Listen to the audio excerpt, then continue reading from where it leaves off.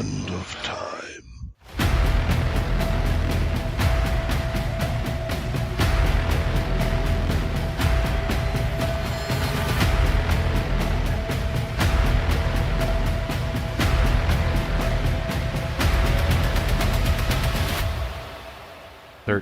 O'clock.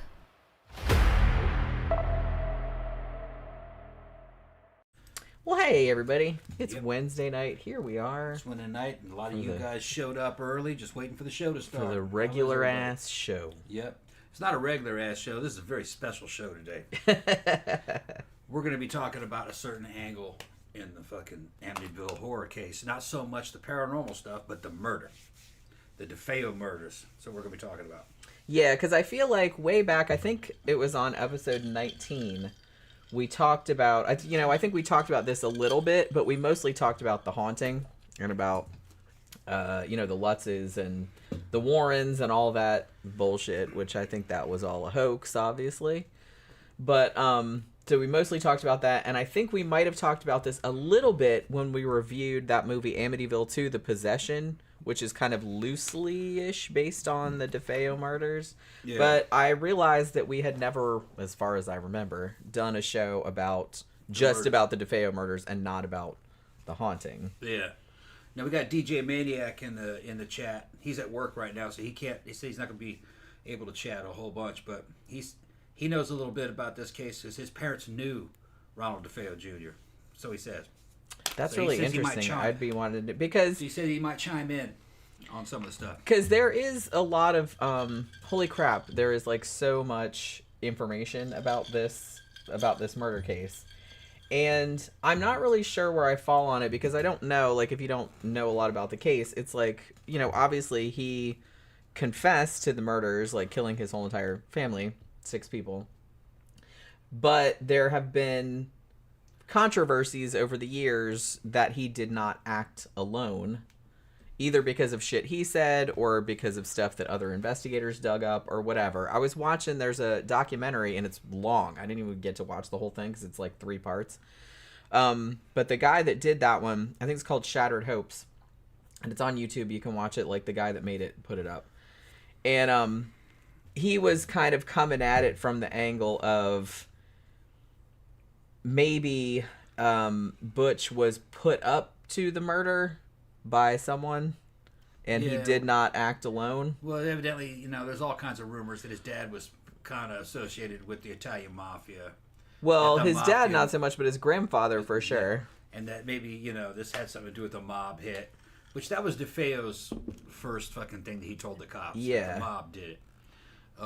Then other rumors is that he had something going on with his sister, and he and his sister did it, and then it was his sister's idea. Yeah, and then he killed his sister afterwards. I don't believe really either one of those, but we're gonna discuss it.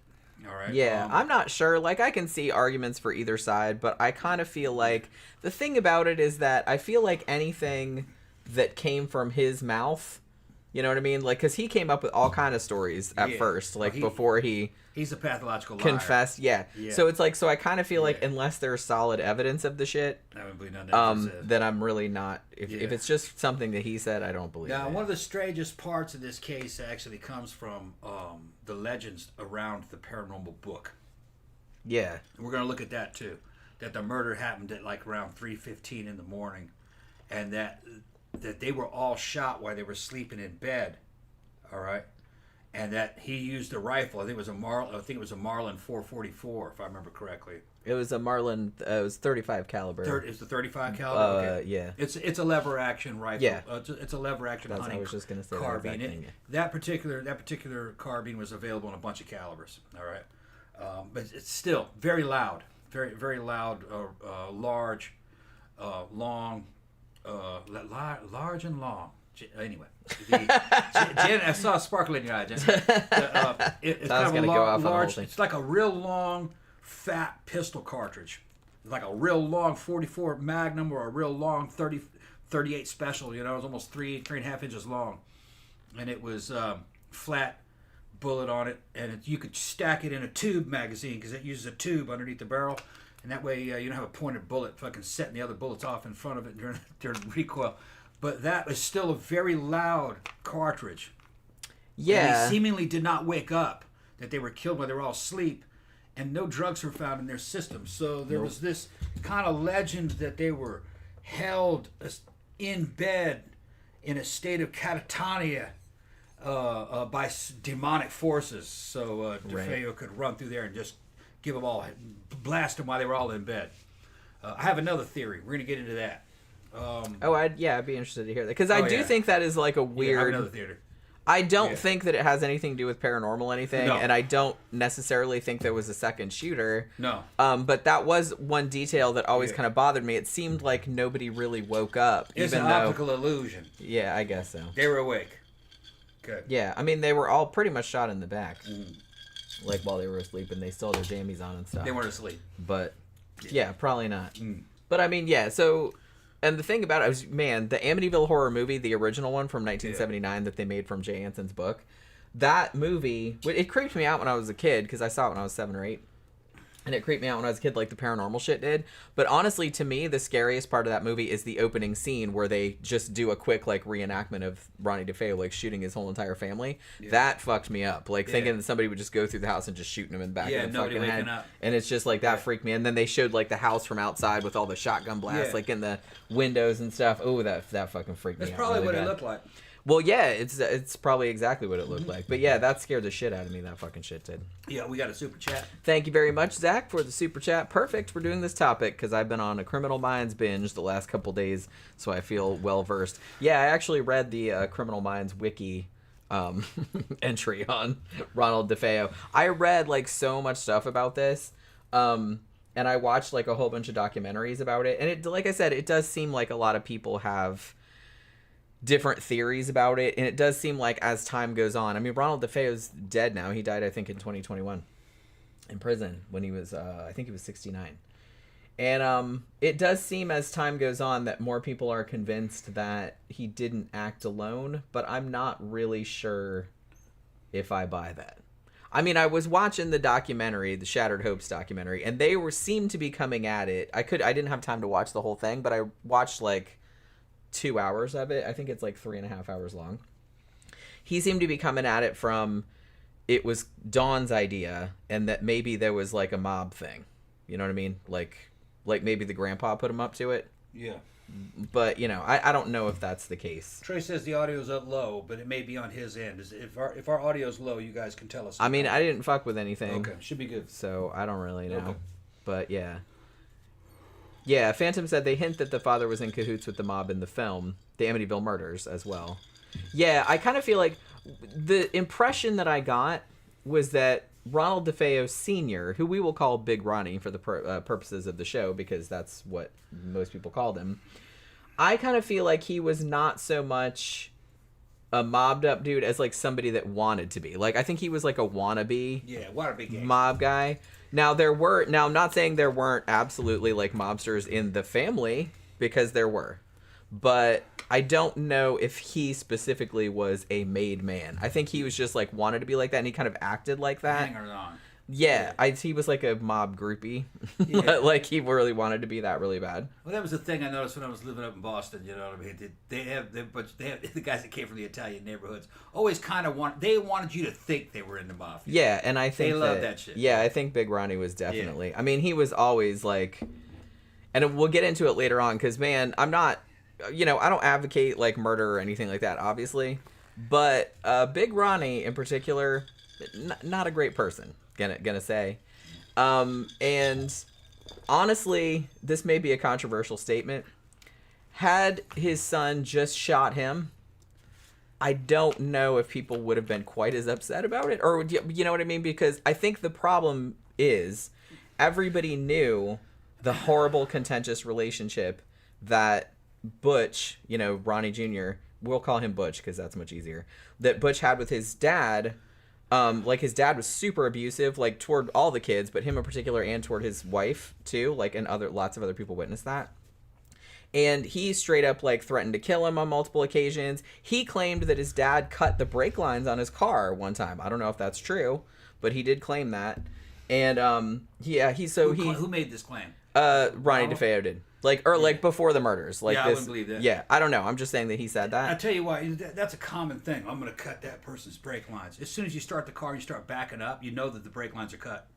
Well, yeah, I mean, Because there's no fucking brakes. yeah, it's not So like you're driving. It's down not gonna be down like driving on some fucking mountain road. Well, And here you're like, I'm oh no, I'm on the freeway. I'm going 70 miles an hour. Wait a minute, where did my brakes go? Yeah, as soon as you start like backing down your driveway, you're like, hey, wait a minute. Yeah. So I never believed that. My shit's not working. Yeah. Yeah, that doesn't. You really immediately know. Now, Phantom says supposedly Big Ronnie was getting cucked out by his wife behind his back. See, I don't think I believe that either. No, I think he had her under control.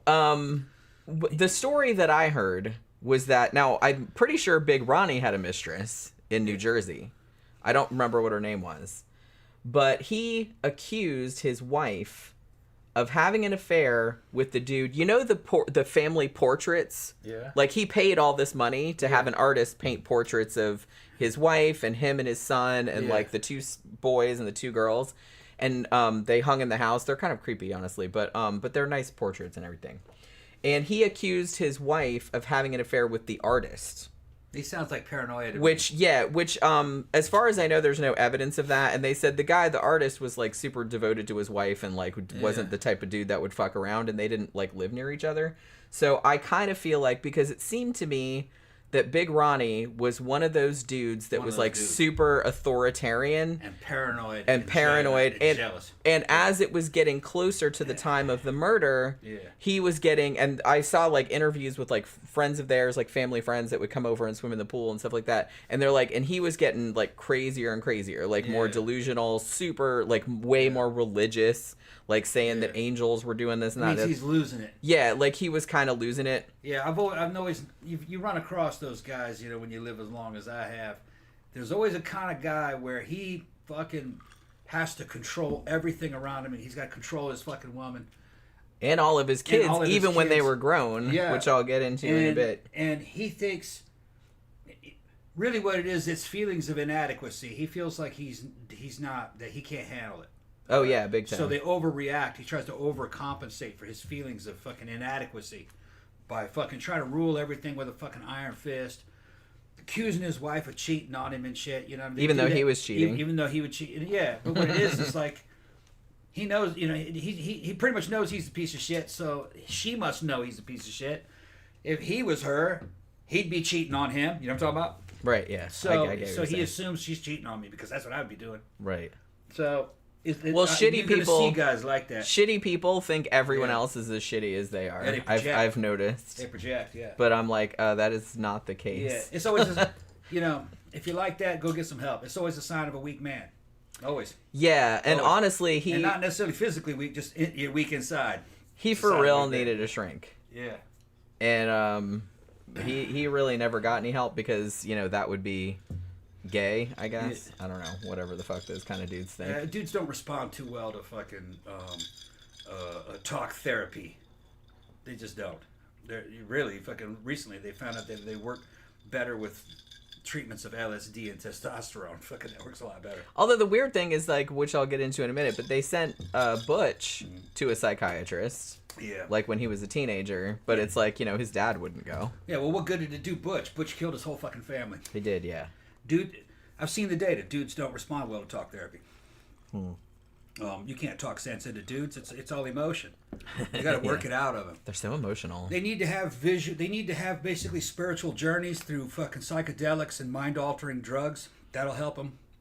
And the VA has found out, you know, with the special operations guys, is to keep them pumped up on testosterone. They'll feel a lot better. Because usually dudes like that are fucking depressed. Their test levels are in the fucking gutter. Then they start becoming dangerous.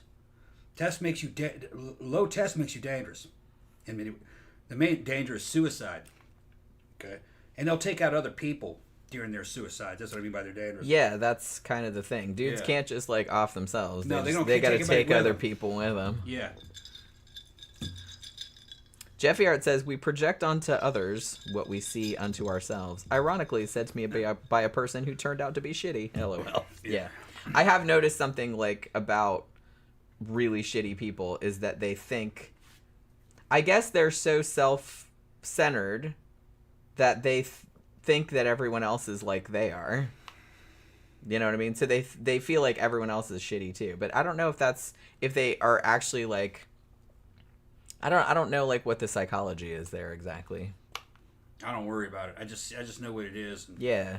you know, they go dark and they think everybody's as bad as they are. Yeah, which is not, like I said, which is not the case. Because it can't be just them. Yeah, maybe it makes them feel better to be like, oh, well, I can fuck over other people because they're just as shitty. Me this way. They made me this way, and it's like they would do the same thing to me in this exactly. situation or whatever. So it's kind of like a justification too, I guess. Yeah. I don't even know if they think about it that hard, but I don't know. But it's just something that I've noticed, that like the shittier somebody is, like the shittier they think everyone else is. Dudes respond better to like spiritual spirit walks, like the Indians knew about that, and fucking trials. You know what I mean? Yeah. Physical trials. Go ahead and get your ass beat. Yeah. And then come back when you're a civilized human being. Yeah, that kind of shit. That's a good idea. Having a damn spiritual journey in a damn fucking sweat tent. Taking LSD, having visions. Going on a vision quest. That kind of shit. Yeah, yeah. Gaming with Power asked what our opinion on The Haunting was. I think it's a lot of bull. It was a hoax. I do too. I think it was a massive hoax. Yeah, and I've experienced the paranormal. She's seen it. There are paranormal things. Some cases are real. That one wasn't. That's why that case is so fucking wild. What is it? Is it haunting? Is it poltergeist? Is it possession? It's all of it. I kind of feel like they pulled a lot of stuff from other movies. Well, Phantom says there had to be some activity going on if they left the house after 28 days. But here's the thing. What I heard was that they were talking to Ronnie DeFeo's lawyer before they even bought that house. So I think that they were planning the shit from the very beginning. From the beginning, yeah. I think, like just to make a bunch of money. That was in a time where if you had the proper support, you could write a book, promote it, and make a shit ton of money off of a good story. Which it did. It was a huge bestseller. All right, you got people faking paranormal shit today in hopes of doing that. Okay, through self-publishing. It's not the same world. A paranormal story is not going to go fucking viral like it was. When we did our books, we knew that they would be very niche books. Yeah. It was never to make a shit ton of money. And Jen did some of them with Steve Mera, too. And, you know, they didn't sell a whole lot. But they sold to people who valued those books and wanted to know about those stories. And I just wrote them because I thought they were interesting. Yeah. Unseen stories. Hand is probably like one of the best collection. It's almost kind of, according to Steve Mera, he says it's like his go-to encyclopedia of poltergeist cases. I spent a lot of time on that. Yeah, it's like a good one. I mean, it has fucking hundreds of cases that she dug up. I might, one of these days, I don't know if I want to say this out loud because then people are going to hold me to it. I might not have time to do it. But it's like I might do like a new edition, like adding some newer cases because that came out. When did that come out? 2018, 2016, around that time. Maybe earlier. Yeah. And there might have been like some other. I haven't really been keeping up with it, so I don't know if there have been like some cases after that might. Yeah. Yeah, Steve liked it. He says that's like his encyclopedia that he goes to. Like I said, I tried really hard to like get everything I could get in there, except for the ones that were like obviously bullshitty or there wasn't really like a lot of. Even ones that were bullshitty, I put them in there. I tried to be objective, but some of the stuff was so bullshitty that I kind of had to call it out. And it's not. And Amityville was one of those. It's not haunting. It is in there, but they're not haunting or ghost cases. They're true poltergeist cases, which is just unexplained movement and unexplained phenomenon that lasted usually only a few weeks, and then just most of it just went away. Also, pyrokinesis, unexplained fires that would just happen over and over again in the house. It's just weird shit. And the poltergeist phenomenon really is not discussed properly in the mass media. But when I was a kid, you know, there was back when you still had parapsychological institutes, you know, in universities like UCLA, there was a big division between what poltergeist was and what haunting was. Haunting had to do with spirits of the dead. Poltergeist was recurrent spontaneous psychokinesis by the subconscious mind, usually a child or young person. Not always, though. Sometimes an old person could do it. Zach gave us another super chat. Thank you very much, Zach. Man, you big spender. Pretty sure my old roommate had borderline personality disorder. So I know that kind of mentality well. And also turns out borderline is really ugly in a man. Oh, I can imagine. Allison's here. Hope you all are doing well. I'm looking forward to this topic. Yeah, like I said, it kind of blows my mind because we've just talked about you know, we talked about some Amityville movies, and we talked about The Haunting and everything like that. And I was like, a few months back, I was like, did we ever do a show about Ronnie DeFeo? I don't think we ever did. It's like, I think we talked about it a little bit, but we never, like, went on a big, like, deep dive on Phantom it. says that the Amityville movies aren't scary. They're not. The first one was scary when I was a kid. When you were a kid, it was. That was a pretty good one for its time. Was that Pookie? Oh. Yeah. I was like, who's scratching on my chair? scratching She on was your chair. scratching on my chair. I was like, what is that? It was okay for the time, but you watch it now and it's shit, man. An episode of the first or second season of The Haunting is better than those. But they were kind of weird movies, though. Yeah. But for its time. But yeah, the Amityville Horror movie from 1979, the one with Margot Kidder. Yeah. And James Brolin. Mm-hmm. Other than That's really the only one I consider. Other than the others are remake, not bad. you know what? The remake wasn't bad. Was it? It was pretty good. What I liked from around that time that I thought was even better when I was a kid when it came out was one called The Evil. Yeah, we reviewed that a while back. It was a movie called The Evil, and it was about some people coming. They were going to do some renovations on some kind of a. It was the big ass building. Can't remember what it had. It looked like a castle. That's not what it was. It was a sanitarium, wasn't it? Yeah, or From something the like that. 1800s? I don't really remember. And it was haunted. It was killing everybody in there. And then in the end, they found a passageway to hell, and they even meet the devil. That was a good one. It has a couple different titles, but the main one is known as The Evil. And I think it was 1980, wasn't it? Maybe 78. 78? I think it was 78. I think it came out before the Amityville Horror, Oh, it if did? I'm remembering correctly. Okay. I could be totally wrong, but I'm getting 1978, and I'm usually pretty Yeah. good with movie. I don't know why I remember that shit, but I do. Yeah. Tammy said it was the ghost of DeFeo after you, Jenny. That said, Allison said Pookie's in on it with DeFeo. Yeah, she's possessed. Yeah, like, but what I was saying was that other than the flashback of the DeFeo murders at the beginning of the Amityville Horror movie, the 1979 one, the other scariest scene is that dream that James Brolin has where he cuts his wife's head off or, you know, hits her with the axe or whatever. Yeah, but they don't show the dream. He just talks about it, doesn't he? No, they show part of it. They did? Okay. Like, they don't show her, like, her head coming off or nothing like that, but it's just, like, swinging the axe at her. That kind of scared the shit out of me because I'm like, holy crap, like, they're implying that he's being possessed by DeFeo, right? They don't say that outright, I don't think, but it's like that's kind of what they're implying in the story. And Even though DeFeo was still alive. he was, yeah. Yeah. But, you know, well... I thought they were trying to say he's becoming possessed by the same demon. By the same demon that made possessed DeFeo him. do that. Yeah. Because that's the thing that DeFeo... And I don't even really... Honestly, I don't really think Ronnie DeFeo believed this shit himself. I think he was just trying to get an insanity defense because that was... Which we'll get into in a bit. But that was just kind of like the only angle that his defense attorney could come up with. It's like, why would you fucking go just and methodically, like, shoot your whole family? And... Heroin. Well, that too. But yeah, he had LSD, heroin. Yeah, he was a bad drug addict. But you know, he just snapped and fucking lost it, and then tried to say that there was like voices telling him to do it, and you know, demonic forces. Yeah. Although the thing about it, the voices that he said that he heard his family's voices, and they were all talking about killing him. So, ergo, he killed his family in self-defense because they were all talking about killing him. Yeah. But I think he just made that up. Made it up. I think he just made that up. He's just trying to justify it. Yeah. CB said, Jenny, do you like the Dead Files? I've never seen it. Like, I've had a lot of people recommend it. I promise I'll get around to it one of these days. We only just finished Taboo last night, and that was like really good. Yeah, it was a good series. Yeah, I'll tell you what, man. Tom Hardy, he's a fucking great actor. I like that. They haven't made the second season of it yet, but I was looking at that dude. I was fucking getting jealous as fuck. That dude's handsome, man. He is quite handsome. And he fucking looked rough in that shit with his fucking beard. He's copying. He was all rough, and he was all constantly grunting. Yeah. And I was doing like, supernatural shit. He was spirit fucking his sister.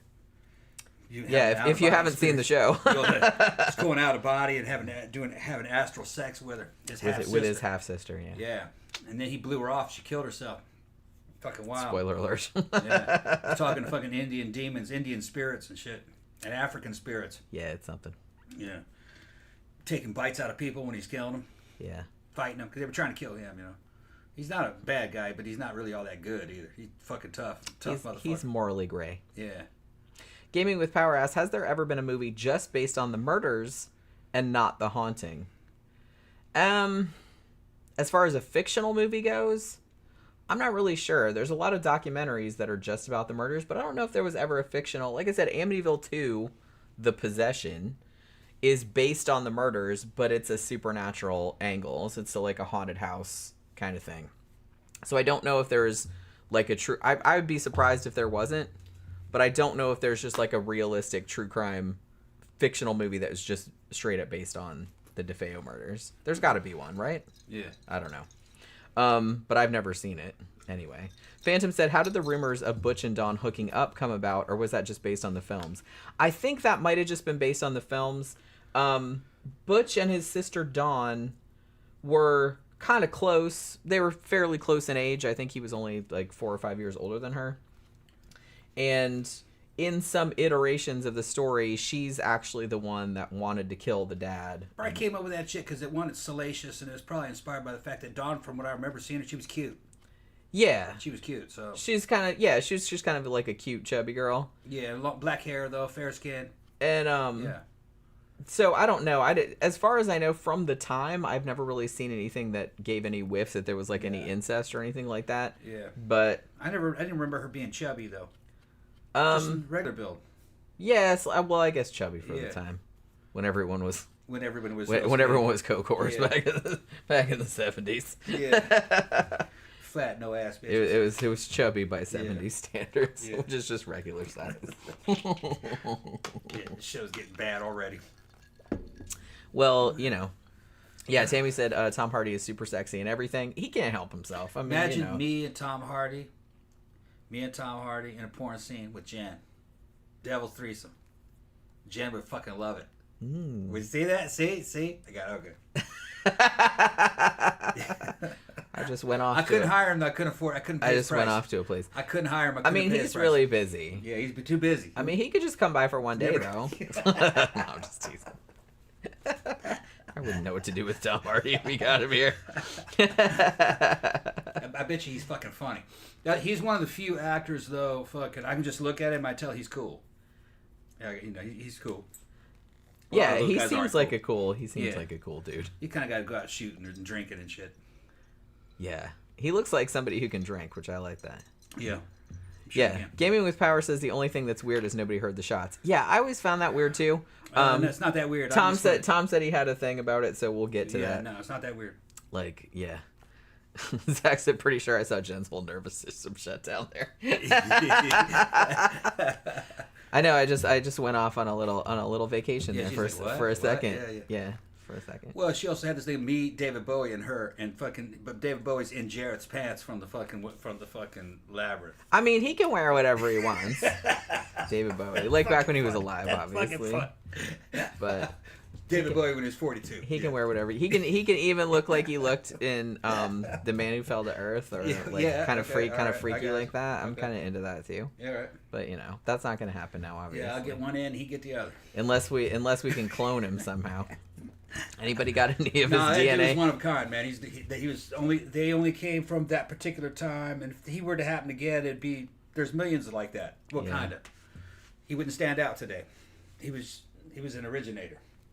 Yeah, big time. He invented LARPing. Every fucking album, he was LARPing as another character, and I didn't even really get it at the time. I could kind of understand it, but not really. Now we have that phenomenon. It's called live action role play. He was playing a character because he wanted to be an actor, and he was a good actor. He's a real good actor. But so each album was being sang to you by a different character. That's a great concept. It's a brilliant idea. Yeah. Yeah, Xana said, just got here. Did you guys start the case? Kind of like off and on. Yeah, we're just kind of like going around the fringes of it, like more or less. This is an interesting one. Everybody we peel knows back this case, so the layers. Yeah, interested to hear Tom's take on the firearm used when we get to that part. Yeah, we're gonna get. I explain it. And then Allison said Bowie could wear his birthday suit, my favorite of his outfits. Boy looked great, and man, fell to earth. He was fucking young. He was real thin, and he had that fucking red hair, and he had really good costumes. And I think he picked most of those costumes out. I think he basically. When I first saw that movie, I didn't quite appreciate it. I see it now, and I was like, yeah, this is a pretty cool flick. It's a weird ass movie. It's a weird movie, but it's pretty good. Yeah. I will also stand for the Linguini incident with David Bowie and Rosanna Arquette, which is kind of like a weird romantic comedy, kind of. But it's really good. Like, it's really funny. And I feel like a lot of people don't talk about it, but man, I love that movie. I had it on VHS and I watched it a million times.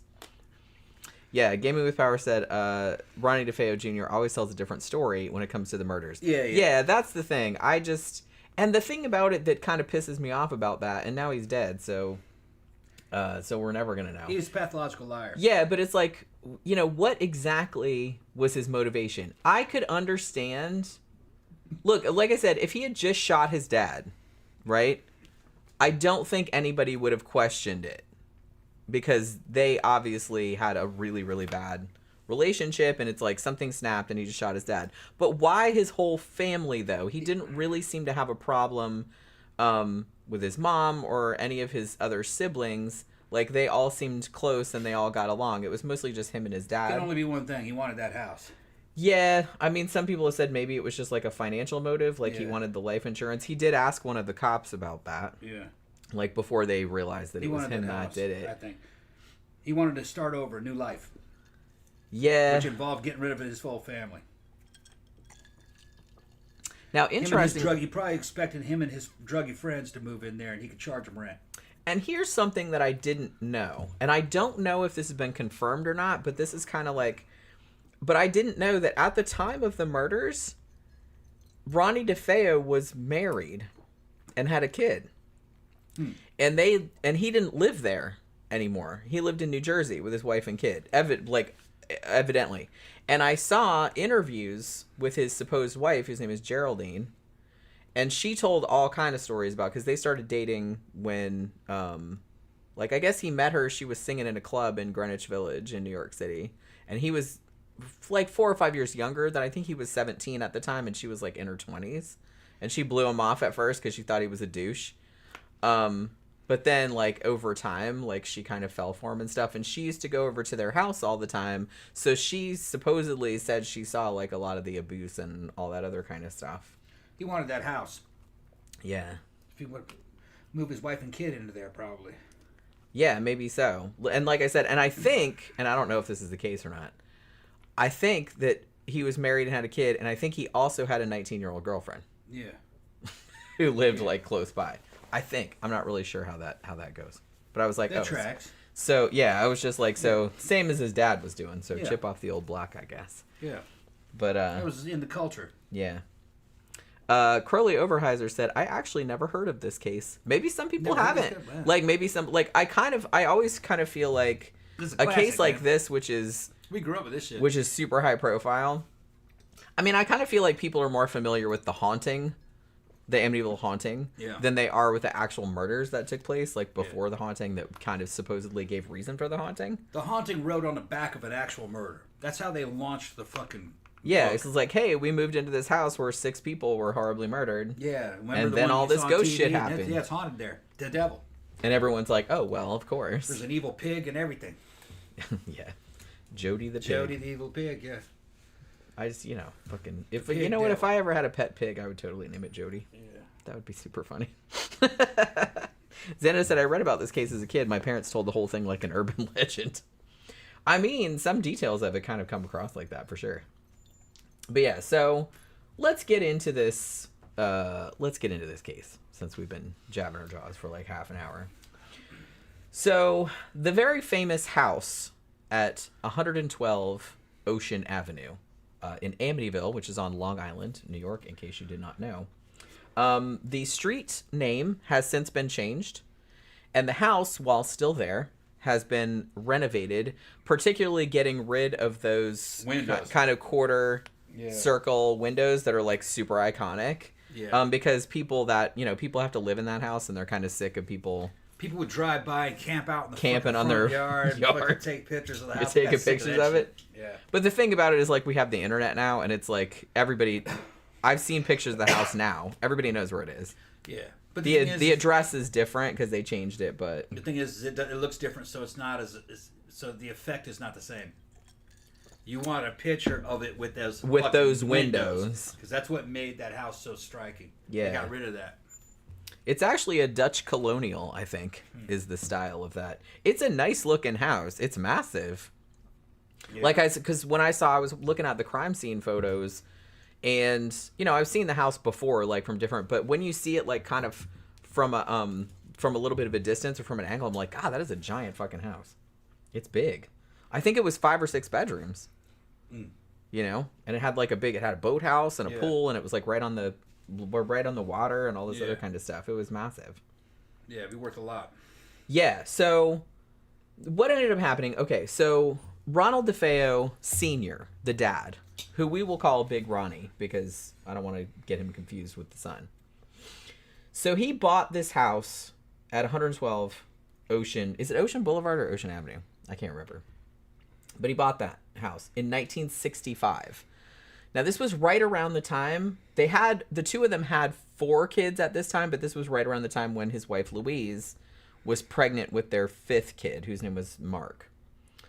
So they bought the house in 1965 for, I believe, $65,000. I've also heard $70,000, so which was a lot of money for then, you know what I mean? But it was a big fucking house. Like I've even seen it called a mansion. I wouldn't go that far, but it is pretty big.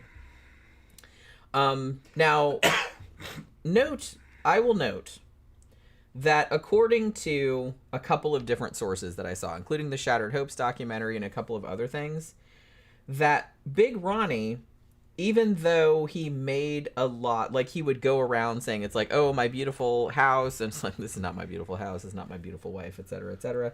But he's like, oh, I bought this big mansion and like blah-de-blah. He actually allegedly did not pay for it. Who paid for it was Louise's dad, whose name was Michael Brigante, who is allegedly, supposedly involved with the Gambino crime family. So her dad was pretty much a straight up mobster, right? And he had all the money. He actually owned the Buick dealership where Big Ronnie worked and where Little Ronnie would also work, like later on. So he had a fuck ton of money. What I heard was that he bought them the house and he bought all the furniture in it and everything like that. But Big Ronnie was going around saying that it's like, oh, I'm so rich and I bought this house and I'm taking care of my family, blah, blah, blah. Because they had moved, they lived in Brooklyn before, that's where they were from originally. And they lived in kind of a smaller, I mean, it was a nice house, but it was like a row house, so it wasn't that big. And they had like 4 kids, you know what I mean? And they had a 5th on the way. So it's like they were looking for a bigger house kind of outside of the city. I think Amityville is only like 20 miles, I think, like outside of New York City. It's not far. Like you can commute there as a train and everything. So a lot of people that work in New York City would live out there because it's kind of a nice small town kind of feel. So some people have speculated that Big Ronnie might have felt kind of like emasculated by the fact that his father-in-law had bought the house and everything in it. Like it was essentially his wife's family's money. So he would make a big show out of telling everybody that he bought it, like that he was rich and everything like that, and would like talk about how awesome his house was. So I'm just putting that out there. So as I said, the father-in-law, Michael Brigante, he owned this huge Buick dealership in Brooklyn. And so they move out to this house, which is a Dutch colonial, like it's a massive, massive house.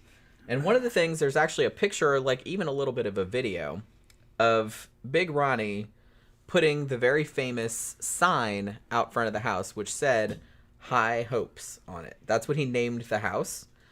Because evidently, people have speculated. I mean, they've been married a while at this point. They have 4 kids already, 5th on the way. And according to pretty much everyone that knew them, Big Ronnie was like super, super abusive, right? And he used to beat up his wife all the time. Don't know about the kids. I know he beat up Butch DeFeo for real, but I'm sure he beat up like the other kids too. But he beat up on the wife for sure. And so he's one of those motherfuckers. I guess a lot of abusers are like this, but they're kind of like, they beat the shit out of you, and then, you know, they bring you flowers. Oh my God, I'm so sorry. It'll never happen again. Blah, blah, blah. And then like the cycle like continues. Yeah. And so I guess that had been going on for a while. And when he bought the house, he wanted it to be like this fresh start, kind of, oh, I'm never going to do anything like that ever again. Blah, blah, blah, which, spoiler alert, that's not what happened. But yeah, so he They're puts always like that. Yeah, that's what I mean. So that's a very common pattern. Beat the shit out of you, and then, oh, I'm sorry, I shouldn't have done that. Yeah. Then they love. It'll never happen again. Yeah. Then he does it again. Oh, I shouldn't have done that. And that's like, yeah, it's bad. It's in a way that's worse than if they just beat the shit out of you and were mean to you all the time, because at least you'd know what to expect. Yeah, you know what I mean. A lot of mental problems in the children and the wife. Oh, big time. Especially the kids, because they're growing up around parents that they can't trust. Yeah, because you don't know. It's like, who are they going to be today? Yeah. Like, are they going to beat the crap out of me, or are they going to like? Right. And I feel like that was a big factor, because this family, as normal as they looked on the outside, and as kind of, they had money, they were fairly wealthy and everything like that.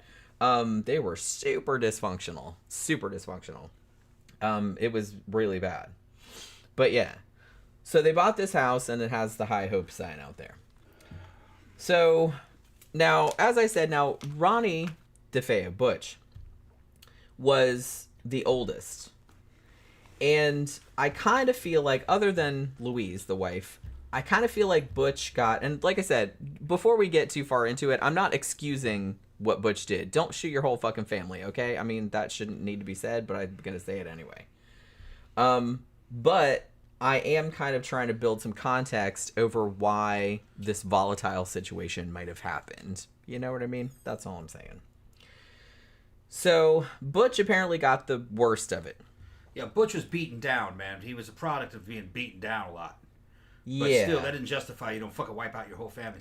I can understand going after your dad. That's what I mean. I kind of feel like if he had just shot his dad, yeah, that'd be like. I kind of feel like everybody would be like, he kind of had it coming. He'd been out of prison. He'd have been in prison and out of it probably 5 years. Yeah, he probably would have got put in prison, years. But he wouldn't have got. Yeah, he'd have been out 5 years later, probably. I kind of feel like, yeah. Mm. That's what I was saying That's not earlier. What he wanted that house. Yeah, so I kind of feel like he had other motives. Yeah. Because, like I said, if he had just shot his dad, I think everybody would have understood. Well, his family would have stood up for him, but yeah, he was an abusive motherfucker. And then he would have said, yeah, he was trying to save us from him. Yeah. And it happens all the time. And the cops are like, okay. And the judge is like, okay, well, I'm going to go light on you. Yeah, they'll go light on, which, like I said, understandably so, because that's, like, extenuating circumstances, right? Some of them walk. Yeah. But you probably do a couple years. Yeah, I would imagine. Yeah. But like I said, I mean, he died in prison. Just to make an example out of you, don't do it. Right. Yeah. Yeah, it's like I said, it's never a good idea, but I understand why it happens in some situations. Now, interestingly, when Butch was younger, he was kind of overweight. And so he got picked on at school, like, a lot. So not only was he getting shit on by his dad at home for being, like, a failure, you'll never amount to anything, you suck, you're nothing, blah, blah, blah, which he got all the time. But he would go to school, he didn't really have any friends, he was kind of like the fat kid. They used to call him the Blob, or Pork Chop, or shit like that. Like, which, you know, that's not great for a fucking teenager. Yeah, so his confidence starts fucking crumbling, and it's a never-ending cycle. Yeah, so he's just getting it from, like, all angles. Like I said, not excusing what he did, obviously. Don't do that. But you know, you can understand where he's kind of come from. So when he got into his teenage years and started taking amphetamines, all the weight came off. Yeah. So people don't really pick on him as much anymore. You know what I mean? Burn that shit off with drugs. Yeah, that's pretty much what happened. But prior to that, he would get bullied a lot because he was kind of like the fat kid. And another thing, like, when he was getting picked on, like, his dad would always be like, oh, well, you should stick up for yourself and, you know, don't let bullies get the best of you and shit like that. But then he would come home and, like, no matter what he did, like, his dad would, like, beat the crap out of him. There was one scene, and I don't know if this actually happened like this. They did, like, this documentary that I watched where they did, like, a reenactment, and they were trying to show how rigid and how, like, authoritarian Big Ronnie was. And they said, so they're all at the table, and Butch dropped his napkin on the floor. And he, like, scooted his chair back to pick the napkin up, as you would. And Big Ronnie gets his panties in a twist about it. You know, if you're going to leave the table, you have to say, excuse me. He's like, bro, I was just getting my napkin. I'm not leaving the table. And then Big Ronnie just, like, yanked him up by the chair and, like, threw him against the wall and started punching him. So I don't know if that really happened like that, but from what friends of the family witnessed and stuff like that, it wouldn't surprise me if shit had really happened like that. You know what I'm saying? Because that's kind of what Big Ronnie was like. He wanted to have absolute control over everybody in that house at all times. Like in a ridiculous kind of way, it seemed. So there was that. So yeah, so he's like beating up on the wife. He's beating up on Butch. Maybe the other kids too. It would surprise me if he wasn't doing that too. But I kind of feel like I said, Butch is the oldest son. He kind of got the worst of it. Now, there was a period in here where his wife, Louise, actually was going to leave him. Like, for reasons that should be obvious. And to get her back, Big Ronnie wrote a song. He wrote a song called The Real Thing. And in the 60s, a very famous, like, jazz singer named Joe Williams recorded the song for his album, like, called One Is a Lonesome Number or something like that. And, like, I've heard that song before. I didn't realize that fucking Big Ronnie DeFeo He wrote that shit? Wrote that fucking song Okay. because his wife left him or was gonna leave him, and he was trying to get her to come back. And I guess it worked because she did come back eventually. Damn. Holy shit. That's back in the day where you could write a song for a woman, she'll come back. No. Even if you, like, beat the crap out of her, that wouldn't like, work all today. the time. That would not no. work today, man. Everybody would be like, man, world- that's fucking pitiful. The world has changed. Piss off with that. Like, that's gonna make up for it. I mean, what the fuck are they thinking? I don't know. I I was a little kid during this era, but I do kind of remember, the boomer male mentality. It was a different time. It was a different time. They fucking. I don't understand. Very, very inflated. Very self-inflated kind of egos. There is that. A lot of bravado. I kind of feel like too, and you can see this in TV shows and movies and stuff from the era, where if a woman says no, I don't want to go out with you, they keep persisting. Yeah.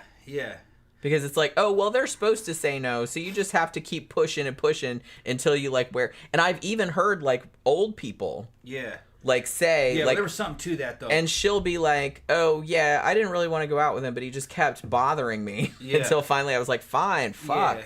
There's something to that. Growing up in Brazil, it's a Catholic culture. Central and South America, probably got a lot of Latinos listening. Back in the '80s, when I lived in Brazil, the woman she had to tell you no. She had to tell you no. Yeah, I understand because that was kind of a cultural because thing. It was kind of a religious. She had a religious duty to defend her honor. She could be crazy about you, and she'd be telling you no, but the body language was all "keep it coming, talk me out of it." You know what I mean? She had to just keep. Well, that's different if you understand that she's just being. Yeah. She's just like, because I have to be like this, there has to be there's other signals it's that token resistance, and if you walk away, she's gonna be like, "Where the fuck you going?" Right. Well, like I said, most of the time, if somebody very definitively says no, I don't like, then just leave that person alone. She cannot appear to be easy. Right. But the thing is that okay, in South America or Central America, real no. You really know she meant no when she slapped you. That's no. Just gentle like no, and flirting at the same time is not no. That's just keep trying. It's like if I punch you in the throat, then that's a definitive no. Yeah, you can definitely tell if it's no. It shouldn't have to come to that. Yeah. But hey, there were real no and there's you fake do no. what you gotta do. Right, yeah. You do what you gotta do. Yeah. You know what I mean? Zach says, nothing like standing outside her window at midnight blasting her favorite song on a boombox in the rain. Yeah, just like John Cusack. Yeah, but that old school Peter Gabriel song. Pursue and prove your love and shit, that does not work in this era.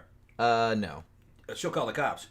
Yeah, she'll get a restraining order. Yeah, she'll call the and cops. justifiably so. Yeah, the culture. I would not like that. The women of the modern era, that's not in their culture. It's changed. I would not like that. Yeah.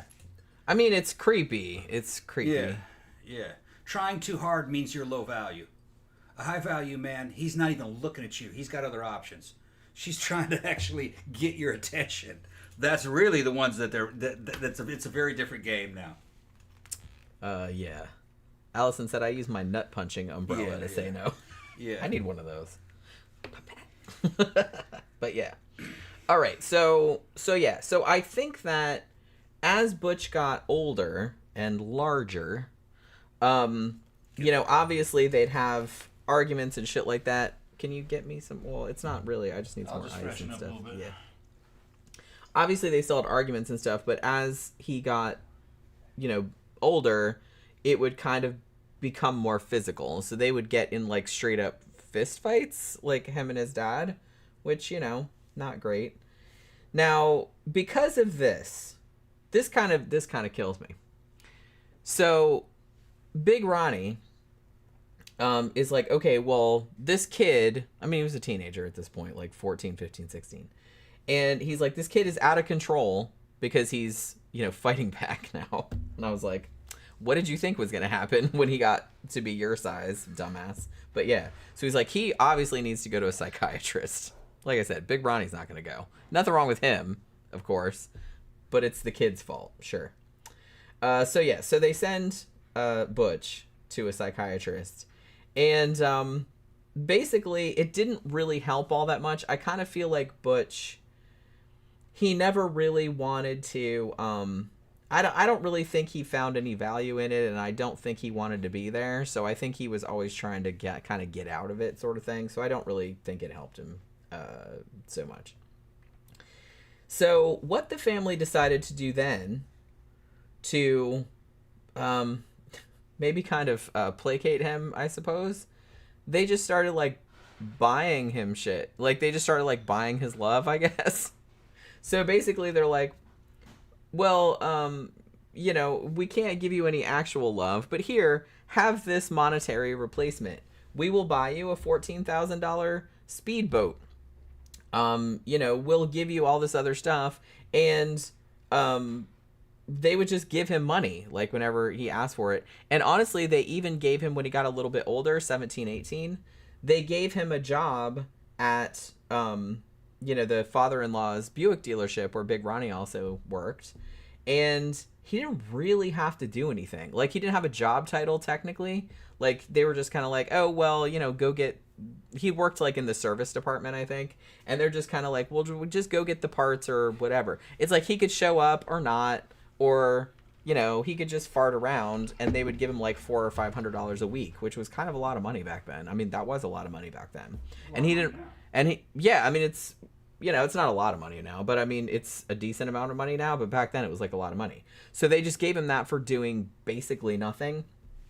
And I kind of feel like they were just trying to, like, they didn't really know what else to do with him. So they just like gave him whatever he wanted, which probably also not a good strategy. It seemed like they went from one extreme to the other and neither of those extremes are good. So when Butch was 17, he was actually in parochial school at the time. The DeFeo family were actually quite religious. They were Catholics. And so he was in parochial school, and he got kicked out for using drugs. At this point, he'd started drinking quite young, as far as I'm aware. And he also started taking, like, kind of harder drugs, specifically heroin and LSD. And he also started doing, like, petty crimes, mostly, like, theft. So I guess, like, the administration found out about it and, like, they kicked him out. And basically he started acting kind of psycho a little bit. Like, even outside of all of the shit that was going on in his family and stuff. One story that that was told by some of his friends is that him and his friends went out on this hunting trip. And he actually pointed his loaded rifle at a friend of his I don't know what the provocation was. I don't know what the reasoning behind it was, but he just like suddenly did that. And the dude was like, what the fuck, bro? Like, he knew it was loaded and stuff like that. He's like, what, are you gonna shoot me? What the fuck's going on? And he just like turned and was like, fuck this, and he ran away. And then Butch just like puts the gun down. Like, so he would just do weird shit like that, like it was no big deal, you know? And so his friends started thinking, okay, well, maybe there's some, like I said, he was on a lot of drugs and stuff at this time too. Also, right around this time, I think when he was about 17 or 18, remember how I said the girl that he allegedly like later married, whose name was Geraldine? And I saw like, you know, she's an old woman now, but she was talking about this on the documentary. And she was a couple years older than him. And she said that she was over at their house with like, I think there was some other friends over there. So she was over there with Butch, and then like some of their other friends were there too. And they were swimming in the pool. And she said that her and Butch were kind of like sitting by the side of the pool, like talking or making out or whatever. And she said that Big Ronnie, the dad, like lit a cherry bomb and like threw it at them. Yeah. Like, so it's like, yeah, so it like exploded. Yeah. And they were like, what the fuck? And then like later on, Big Ronnie is in the pool, like on a pool float or whatever. And Butch says, oh, I'm going to get back at him. So he throws a cherry bomb at him, like in the pool, and it goes off and he falls out there. And of course, Big Ronnie doesn't like when shit is done back to him. He can do it to other people, but you can't do it to him, evidently. He said, that shit was too close. It was dangerous. Yeah, so he gets out and like takes Butch like in the front yard and like starts beating the shit out of him. Like neighbors saw it. Damn. Like, how old is he at this time? I think he was like 17 or 18. Yeah. So, and it seemed like Big Ronnie got to a point where he did not give a single shit if like people saw him like wailing on people, like his wife or whatever, like even like in the yard. Well, in those days, kind of a guy was kind of lord of his manor. Yeah. If you got involved in a family business, he'd tell you to butt out. You know, I fucking, you know, I do what I want to my family. It's my family. Yeah, that was a big thing back then. It wasn't even really. Yeah. I mean, I don't want to say. I run my household my way. I don't want to say that it wasn't necessarily illegal, but it was. It was kind of accepted. Culturally accepted. That, yeah. It was kind of accepted. Is to stay out of other people's business, and a guy ran his home the way he saw fit. And if he had to smack his wife and kids around, he could do it. If he oh well, they must have had it coming, or he's just trying to keep him in line or whatever. Like he's the boss. Right. I kind of feel like that was a very particularly real common. And particularly in this family, it was very, very Catholic, very, very Italian. Yeah. So I kind of feel like that was. You know, their friends at the time were just kind of like, bro, that's kind of fucked up, you know, because it was excess. So if they were saying that, then it was probably like super excessive because I feel like it was very accepted in the 60s and 70s. So particularly in this culture, like in this do I want to call it a subculture? Kind of. Yeah. Like the Catholic, Italian Catholic, kind of Roman Catholic. In southern, you know, Southern Irish or Anglo type families, it was a lot less common to use force. It was considered as weakness to use force if you were the father, but they would. It's just that it was more solemn. Like, okay, I'm gonna have to fucking beat your ass today. It's like a big deal, you know. But I'm gonna have to spank the kid, some shit like that. But I remember that era. Yeah. My dad was like that, but it's usually chilled out. South was very chilled out, but Northeast or Latin type families, yeah, it's gonna be tougher. Yeah. People forget, you know, the New Yorkers are tough. New Yorkers are tough, you know. And like I said, these are Italian Americans. These are Italians, yeah. Which is a whole other subculture. Yeah. Very much, not so much nowadays, but in this era, like you said, the father was the head of the family. Like, he ran shit. He provided for his family. He's the dom. He kept him in line. Yeah, it was very much like a mob he's the dom. type of thing. And Big Ronnie, for sure, like, he wanted to be in the mob, like, so bad.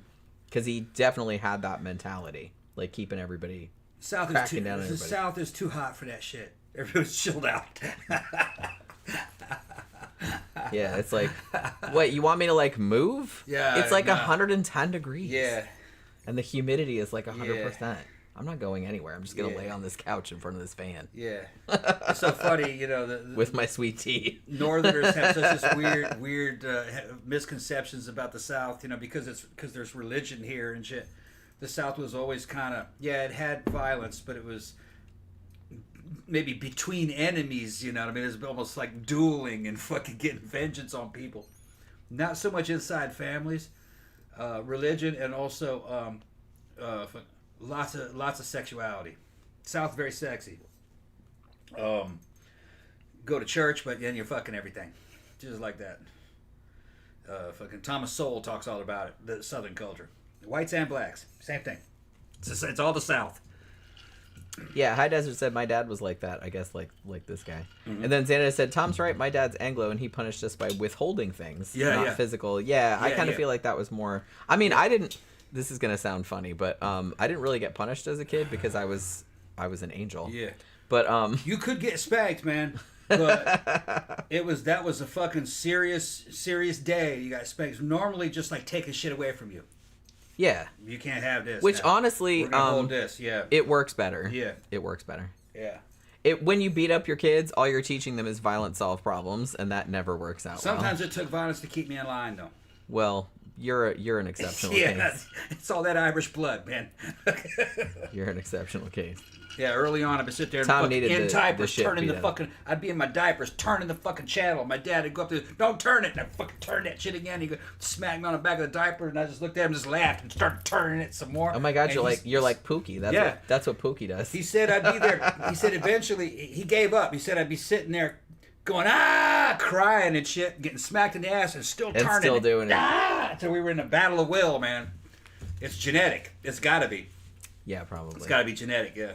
Like I said, I forgot about it. I think that's why. Never did it again. I think that's why you and Pookie get in battle of wills all the time. Yeah, because she comes in the room and she's like, "I'm gonna tear her up on the bed," and she does that with her claws. And then Tom's like, "Stop it! Like he doesn't hit her, but or anything like that. But he's just like yelling at her. It's like, "Don't do that, Pookie! Don't do that!" And she's just like, "What? What are you gonna do about it? What are you gonna do about it?" It's all part of the ride. Yeah. And then I grab her like that, and she's and then it ends up wrestling match. She loves it. That's what she wanted the whole process. She loves it. But me, I was sitting there like something out of Star Trek. She is super stubborn though. Something out of Star Trek, fucking. I know you're like Damien. Taking the pain and still turning it. Fuck you. Yeah. You won't make me stop. Yeah. You can't tell me what to do. Just turn the knob. You only had 13 channels. Remember that? See, here's the thing. I'm very much. I don't like people telling me what to do either. Yeah. But I mostly do. I go the Bartleby route where you're just kind of like, you tell me to do something and I'm just like, I would prefer not to. Yeah. And I just don't do it.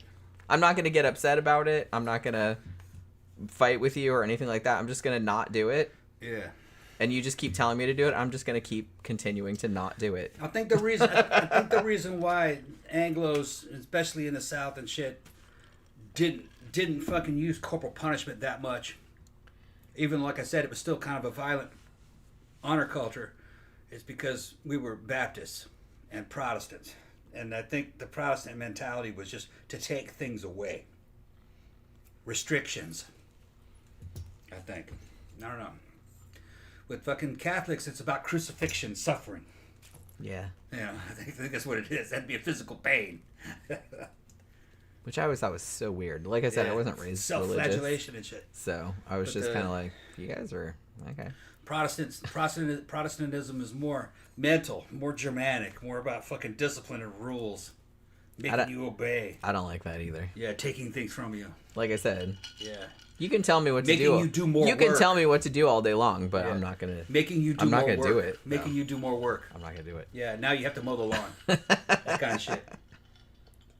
They're talking about the movie The Stepfather. That was actually based. That's a great movie. I reviewed it not too long ago. That was actually based on a real case, but I can't remember like what it was. The Phantom said the Red Room. Did it really exist in the DeFeo household? It did, but it didn't. It wasn't like it was portrayed in the movie. Like it wasn't creepy. I actually saw some video footage of the family that moved into the Amityville house after the Lutzes left, and she made a video of the Red Room. She's like, they said there wasn't a door. There's a door. It wasn't a secret room. It was just like a storage closet. It was like a pantry is what it looked like.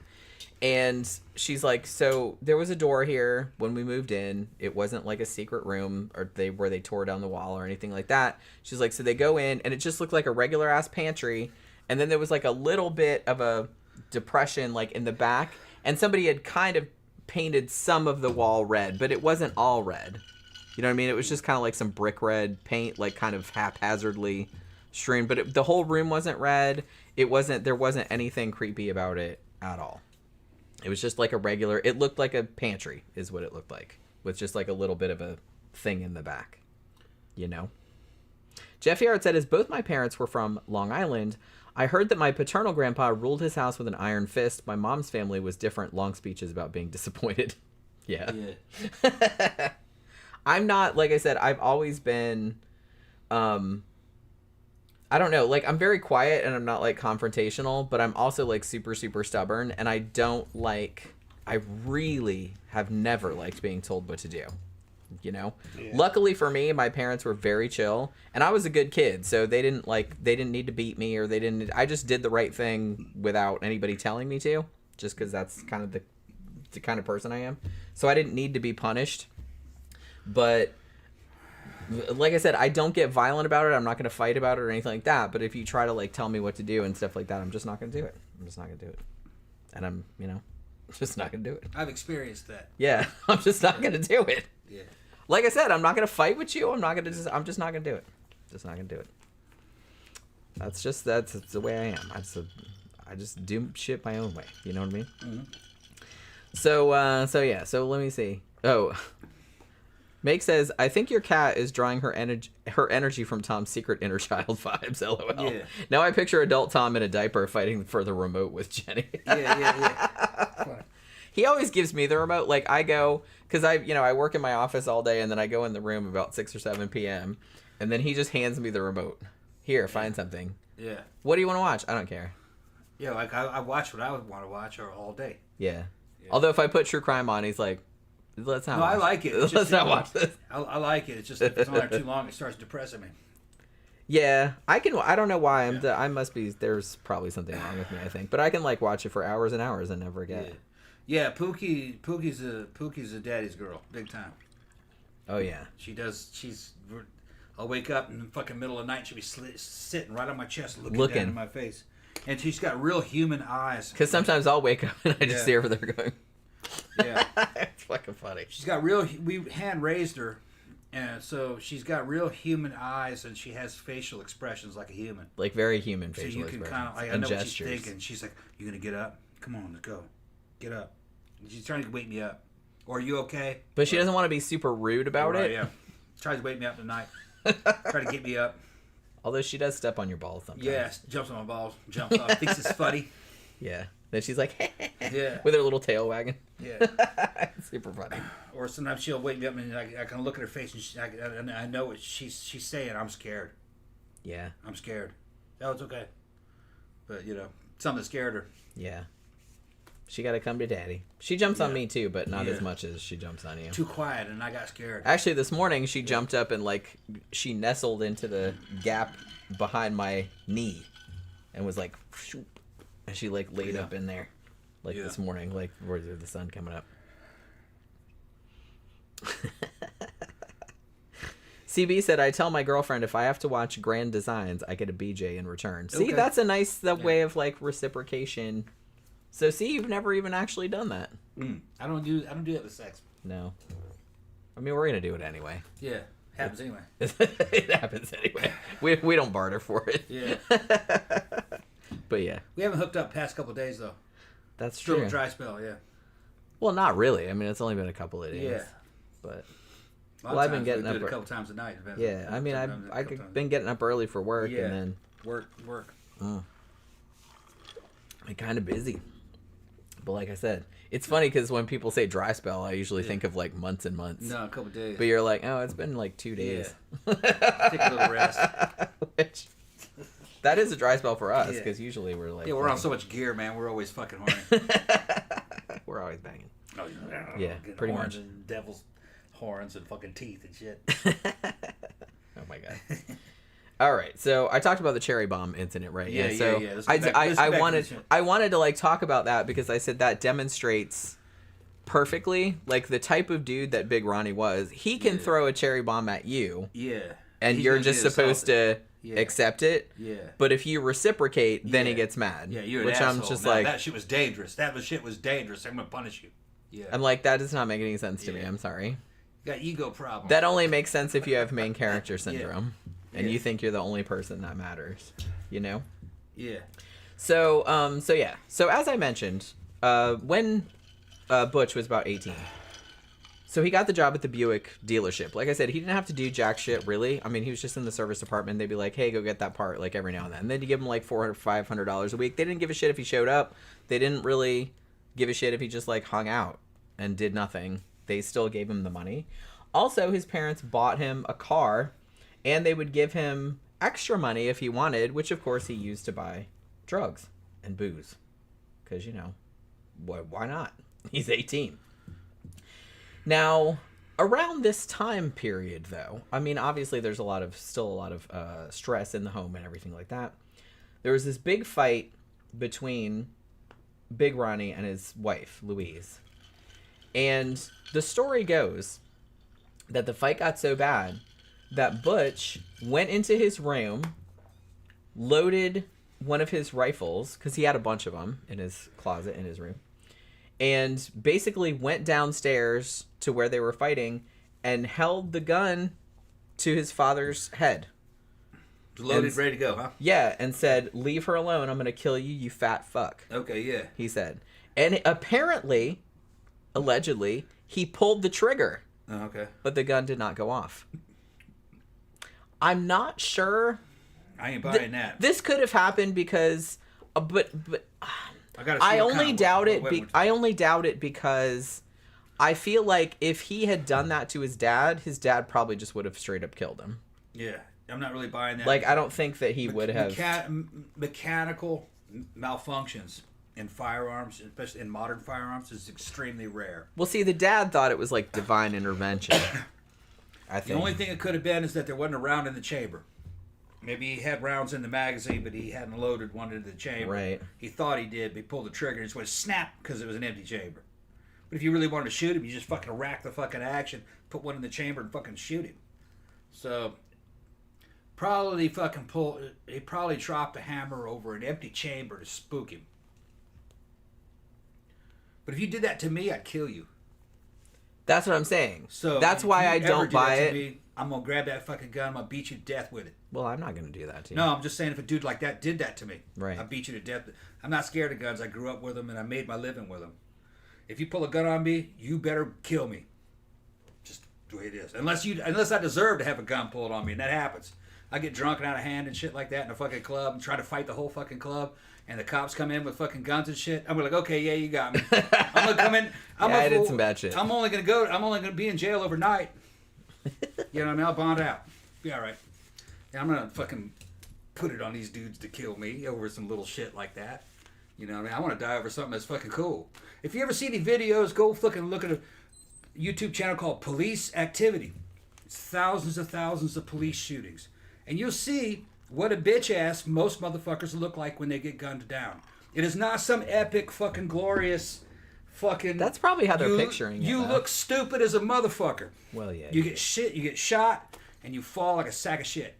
And it's embarrassing looking. And it's like, and it's over nothing. Stupid shit. Yeah. It's like your taillight was out, bro. Yeah. Calm down. Your tag was fucking not up to date on your license plate, and you wanted to fucking run from the cops over a fucking You'll $60 never get me, tag. motherfucker. And then you jump out and fucking pull a gun on a fucking cop, and Everybody, 6 of them fucking gun you down, and you don't even look cool when you're dying. You just you look like a pussy. They thinking they're fucking Billy the Kid. And they're Billy Badass, and the rounds go through them, and they start whimpering and become a bitch. Oh no, oh, and then they die like a bitch. Well, I mean, over a $60 fucking tag. Dumb. Well, yeah.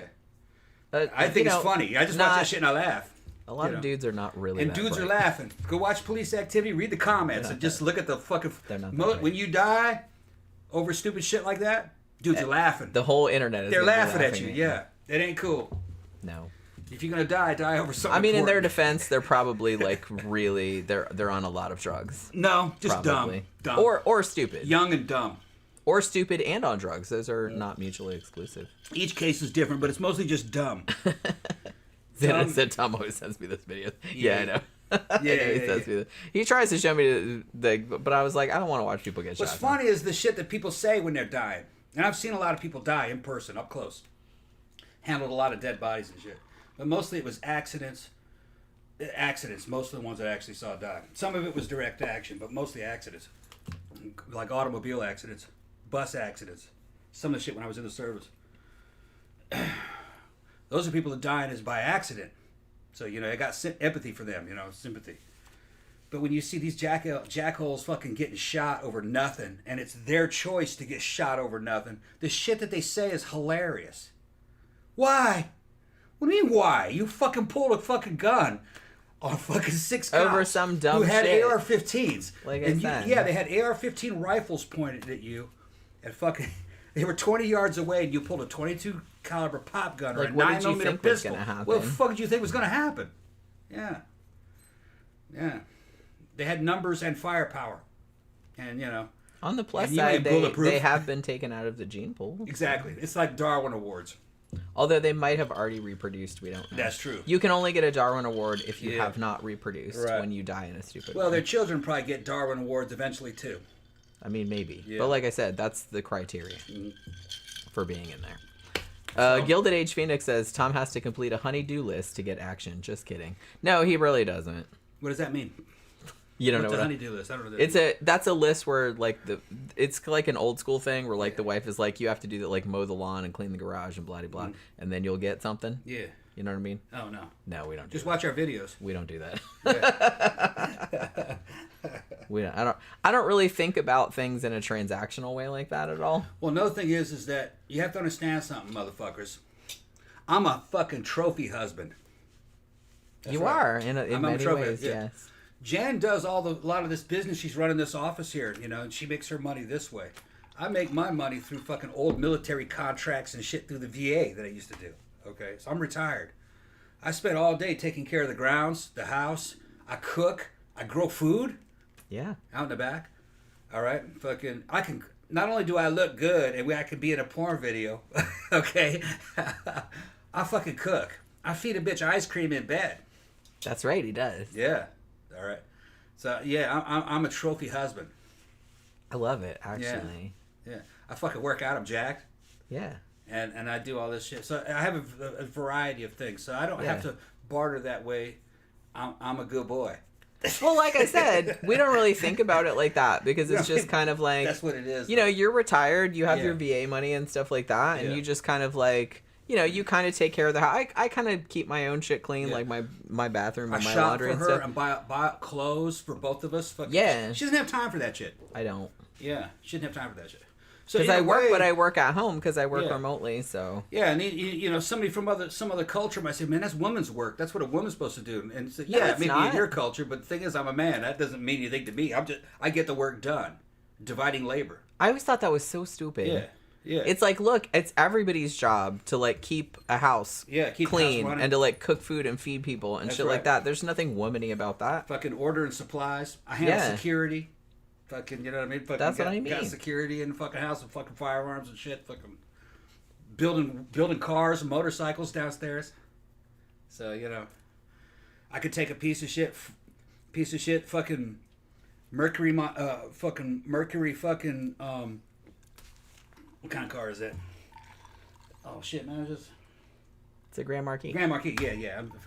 Take that Grand Marquis and turn that thing into a goddamn rolling work of art. The thing's so beautiful. It is beautiful. Gonna put a new carpet in it. And he drives me around. Yeah. I can drive, but I don't like to Yeah. drive. Gonna put a new carpet in it. And I gotta seal some intake a little bit. I'm gonna seal the intake, and then I'm gonna replace that heater core. Then it's done. Actually, I'm gonna put that rear suspension kit. I bought the rear suspension kit in there. I'm gonna put that in there when it cools off. It's too hot. Yeah, I mean, like, Yeah. honestly, it's Florida. It's too like, hot. we don't do anything in the summertime. I just stay in my freezing cold office and do shit. I try not to go outside. Yeah. It's depressing. But that car's a 1999. Only has 100,000 miles on it. Those cars can get 600,000 miles if you take care of them. That's what all our cop cars and our fucking taxis were based on. And Lincoln town cars. It's so nice, I wish I would have got the town car. It's 6 inches longer. Don't say that. The car might hear you. I could trade that one for a town car, no problem. She's going to go Christine on your ass. Yeah. I like our car. Our car is awesome. Replaced all interior lights with LEDs. It's fucking beautiful. It's got the beautiful gray leather interior. Gray leather It's interior. like super comfy. Yeah. I'm into it. It's the last of the American luxury cars, a fucking Ford Panther platform. It's gigantic. Gigantic. When we first got it, I was just like, oh my God, you're way the fuck over there. Echo. It's like a house. Big old V8. It is. It's like a room. Just a chilled out V8. It's so big.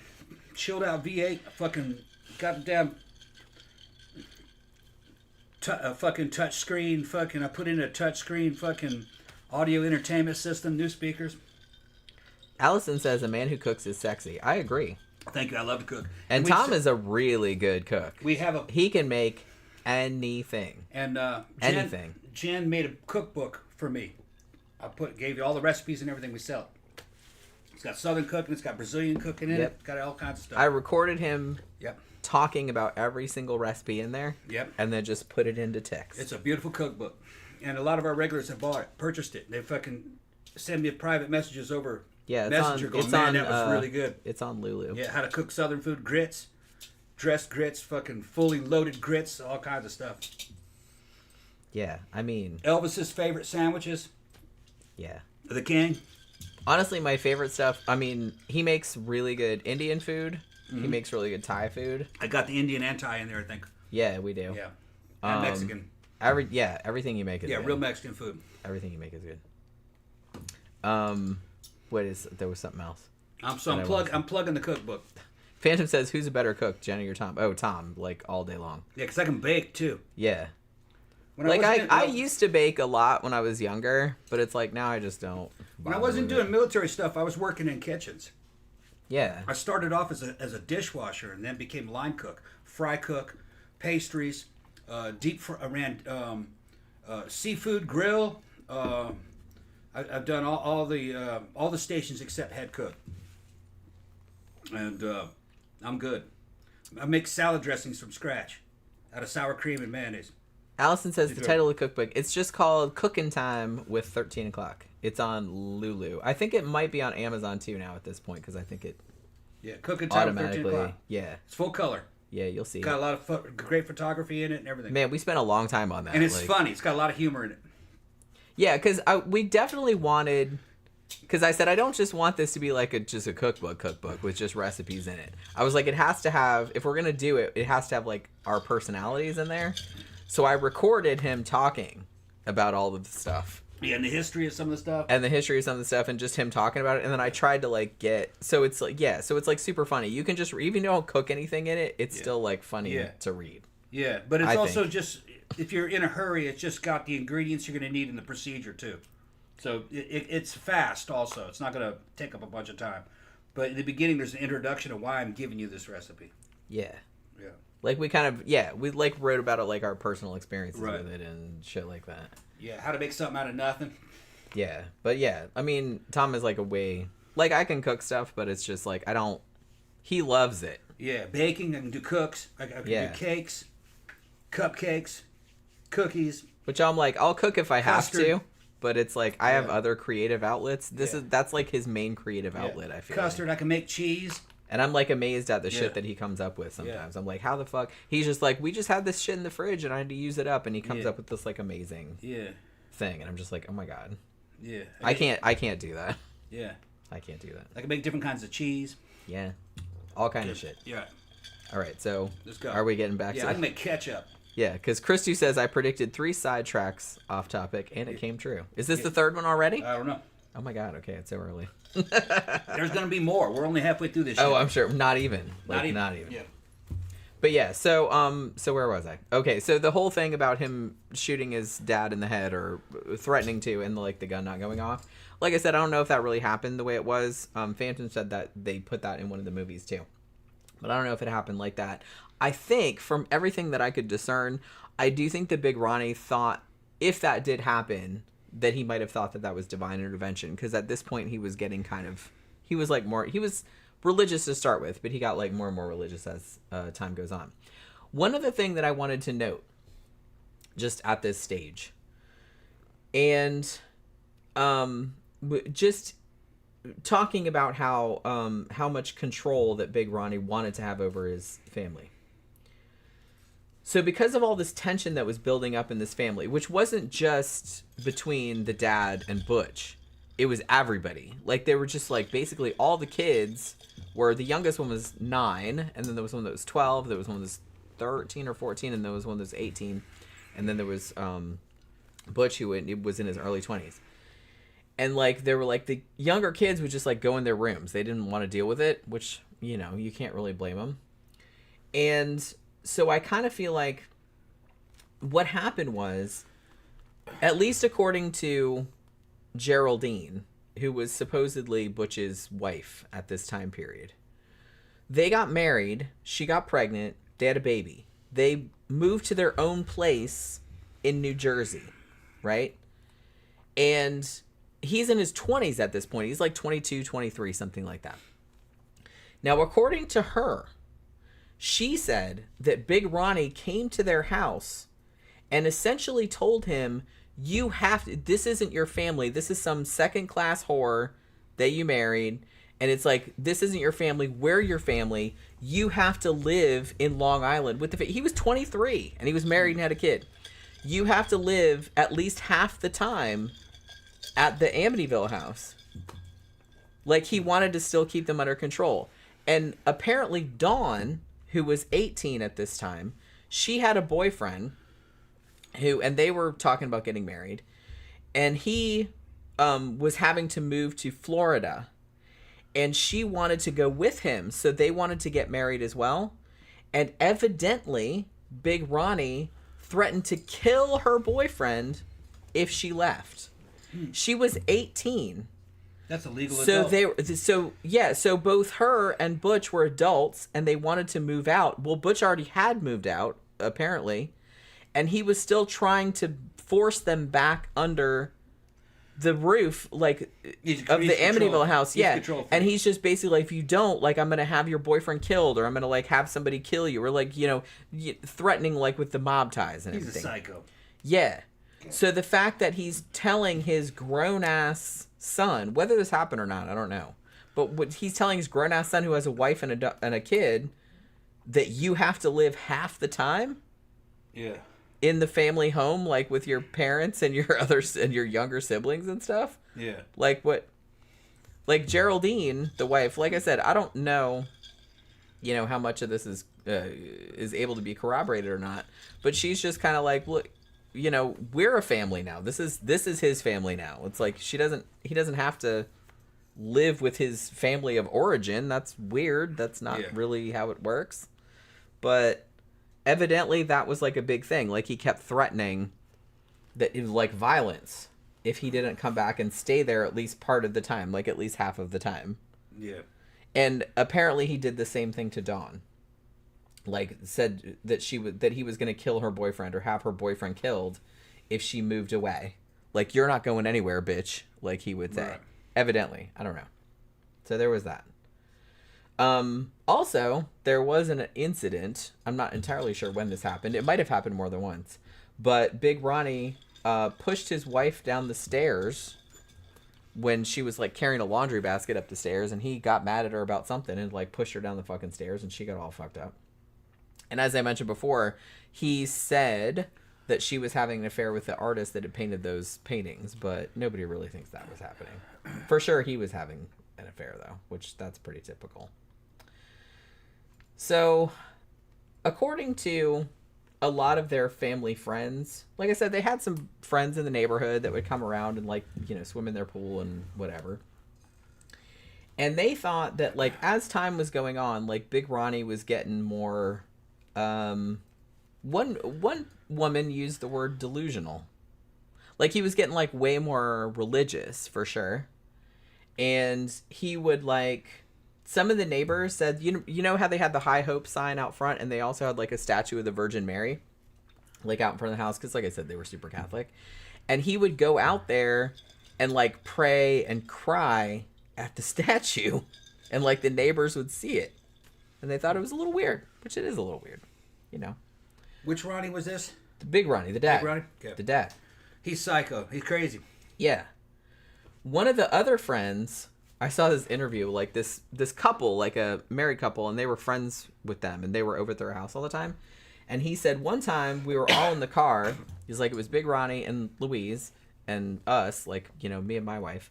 And we're in the car, and there was a big snowstorm, and Big Ronnie didn't know what to do. He got, you know, stuck, or they were going down a hill or something like that. And he said he just took his hands off the wheel and said he's going to let the angels drive. And everyone was like freaking out, like, that's probably not a good idea. Like, so they were kind of starting to get worried about him. You know what I mean? Also, around this time period, Big Ronnie, the dad, he was hanging out with this priest, and he was also giving a bunch of money to this priest who had apparently convinced him that he had all these special psychic powers. Like he was like super special or something. Also, around this time, it was claimed that Big Ronnie, the dad, had embezzled about $200,000, maybe more, from his father-in-law's car dealership. So later speculation, that was one of the things that was kind of fueling the speculation that maybe, you know, his father-in-law, who, like I said, had ties to organized crime, was maybe the one that encouraged Butch to plug him. I don't know if I believe that, but they did, you know, allegedly he did embezzle a lot of money from there. And some of it might have gone to this wackadoo priest that he was hanging out with that was telling him that he had psychic powers. So, okay.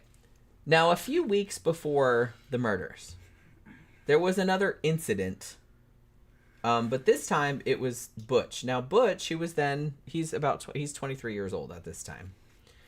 And he was apparently feeling like he wasn't getting enough money from his salary at the Buick dealership. Like I said, but they were just giving him money for doing basically nothing. And so he decided he was going to steal some money. So what he did was that this was 2 weeks before the murders. Butch got sent off on an errand to deposit $1,800 in cash and $20,000 in checks, like, to the bank. Like, he's supposed to go and deposit it in their account, obviously. But what Butch did, apparently, instead, was that he faked it so that he got robbed on the way to the bank. But, like, in reality, probably, he kept the money. You know what I mean? Like, it was him and a friend of his that did it. The friend later admitted to the police that had happened. But, yeah. But he said he got robbed. So, what happened was, they go to the bank at like 12:30 in the afternoon. And then they were gone for like 2 hours. And then when they came back, they said, oh my God, we got robbed at gunpoint, like while we were sitting in the car, like waiting for a red light.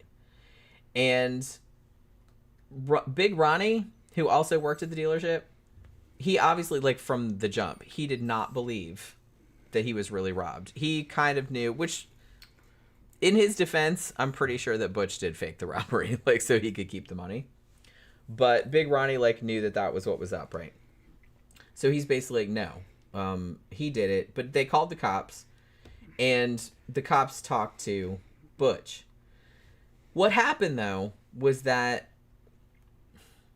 So the cops started interviewing Butch, and he started getting real antsy. Like, he started getting real irritable and argumentative. And when the cops started to suspect that he was, like, making up a story, he started getting violent with them. Because they're like, okay, well, if you got robbed, why didn't you come right back to the dealership instead of being wherever the fuck you were for 2 hours? Like, that's really suspicious. You know, where were you all that time?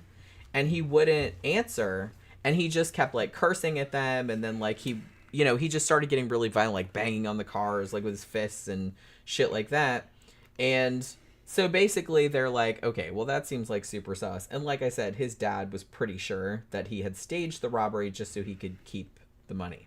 Okay, let me say something. We got a guy in the comment section, Tetsuyo, who is the first time. This is his first time checking out a live stream, and he comes off of BitChute, which is fucking funny. Because yesterday I was looking at BitChute and looking at how long it takes for a BitChute video to upload. Like they're almost a day behind. Whatever we do, they're a day behind. Yeah. And because I have a thing set up where it just I don't even go on there. Right. It just automatically uploads. Yeah, each video probably gets around 50 views, no comments on it. But I was always wondering, like, who's actually watching these on BitChute? I mean, somebody's watching. But it. I'm glad. That I very, very rarely get a message on there. We're automatically kind of set up to throw things at BitChute once we're done here. It just happens automatically. But it's good to see you here on a live stream. Yeah. There's a lot more people here. That's for sure. But I'm glad we have BitChute, and I like to listen to BitChute. I listen to it myself. There's no commercials on it. Yeah. So if you're listening to headphones, you're trying to go to sleep while you're listening to something, which I sleep listening to people. I know a lot of people listen to us go to sleep, which that's fair. A lot of my favorite fucking channels. We'll try not to yell. That's what I do. A lot of my favorite channels is fucking just to go to sleep. But but it's good. It's good to see you here. Yeah, for sure. Also, Side Quest Hero shows up. That's my beautiful lesbian army side piece. Your side. Yeah. Good to see you, Side Quest. She's like, what? Yeah, that's my buddy. That's my army buddy. Oh, Gilded Age Phoenix said, not anymore, Tom. They put commercials on BitChute. Oh, but it's only at the beginning of the video, though. It was inevitable. I've never been fucking... I've never had a commercial jump in the middle of a video. It's always been at the beginning. So... Yeah. Which I'd rather see all the fucking commercials at the beginning of the video, wouldn't you?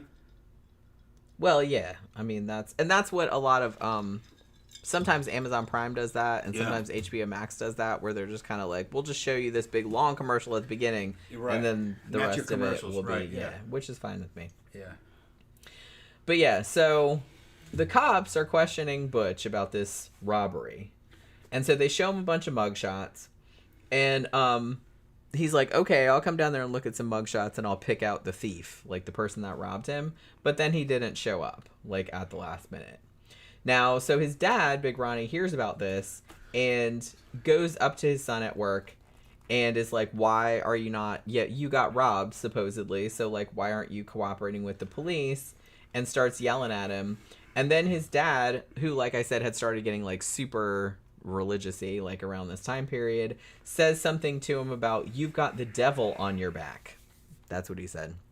Like, it's like he's saying he's possessed or something like that.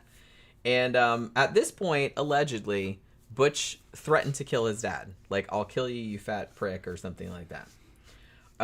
So this was another indication of how the relationship between these two is kind of going down the tubes, obviously.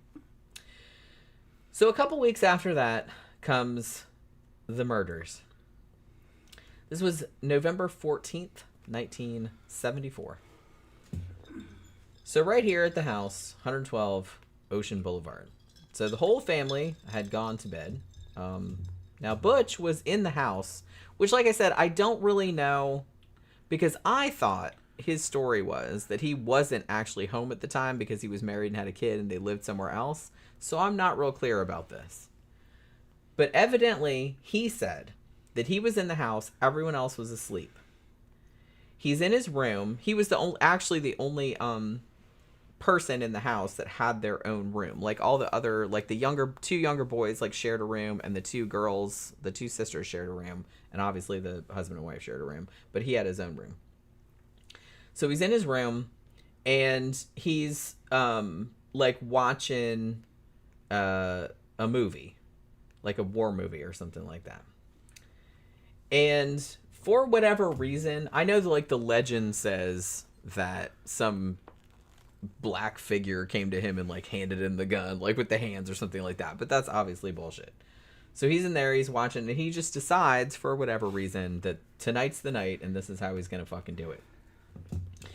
So he takes he had a bunch of guns in his room, like he kept them in the closet, And he had a .35 caliber Marlin rifle.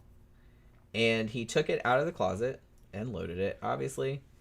And he first goes to his parents' room.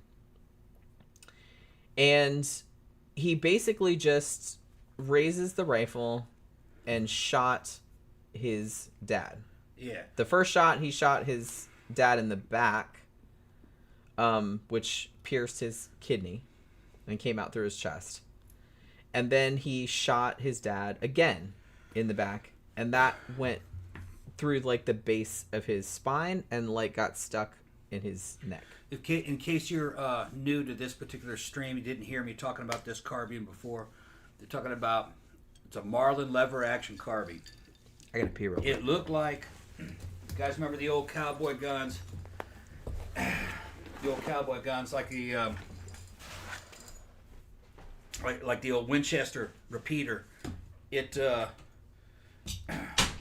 underneath or behind the trigger, underneath the buttstock, it has a lever that has a loop for your last three fingers, and you just pull it down and then lift it back up. The lever action came out in the 1800s before slide action or pump action.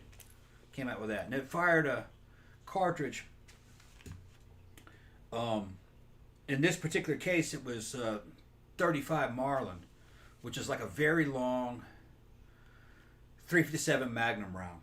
Now I think it might be necked down a little bit. I can see, but there's a heavy bullet, probably around 150 grains to 200 grains, probably moving at 1,200 feet per second, probably somewhere around there, maybe higher, maybe 14. But the idea is that at the time that particular carbine came out, the lever action was way out of style. That was an antique mechanical repeater. But they sold real well, and it was a good carbine. But it was always something that kind of was like a retro. It was a retro type carbine. And but just that basic description.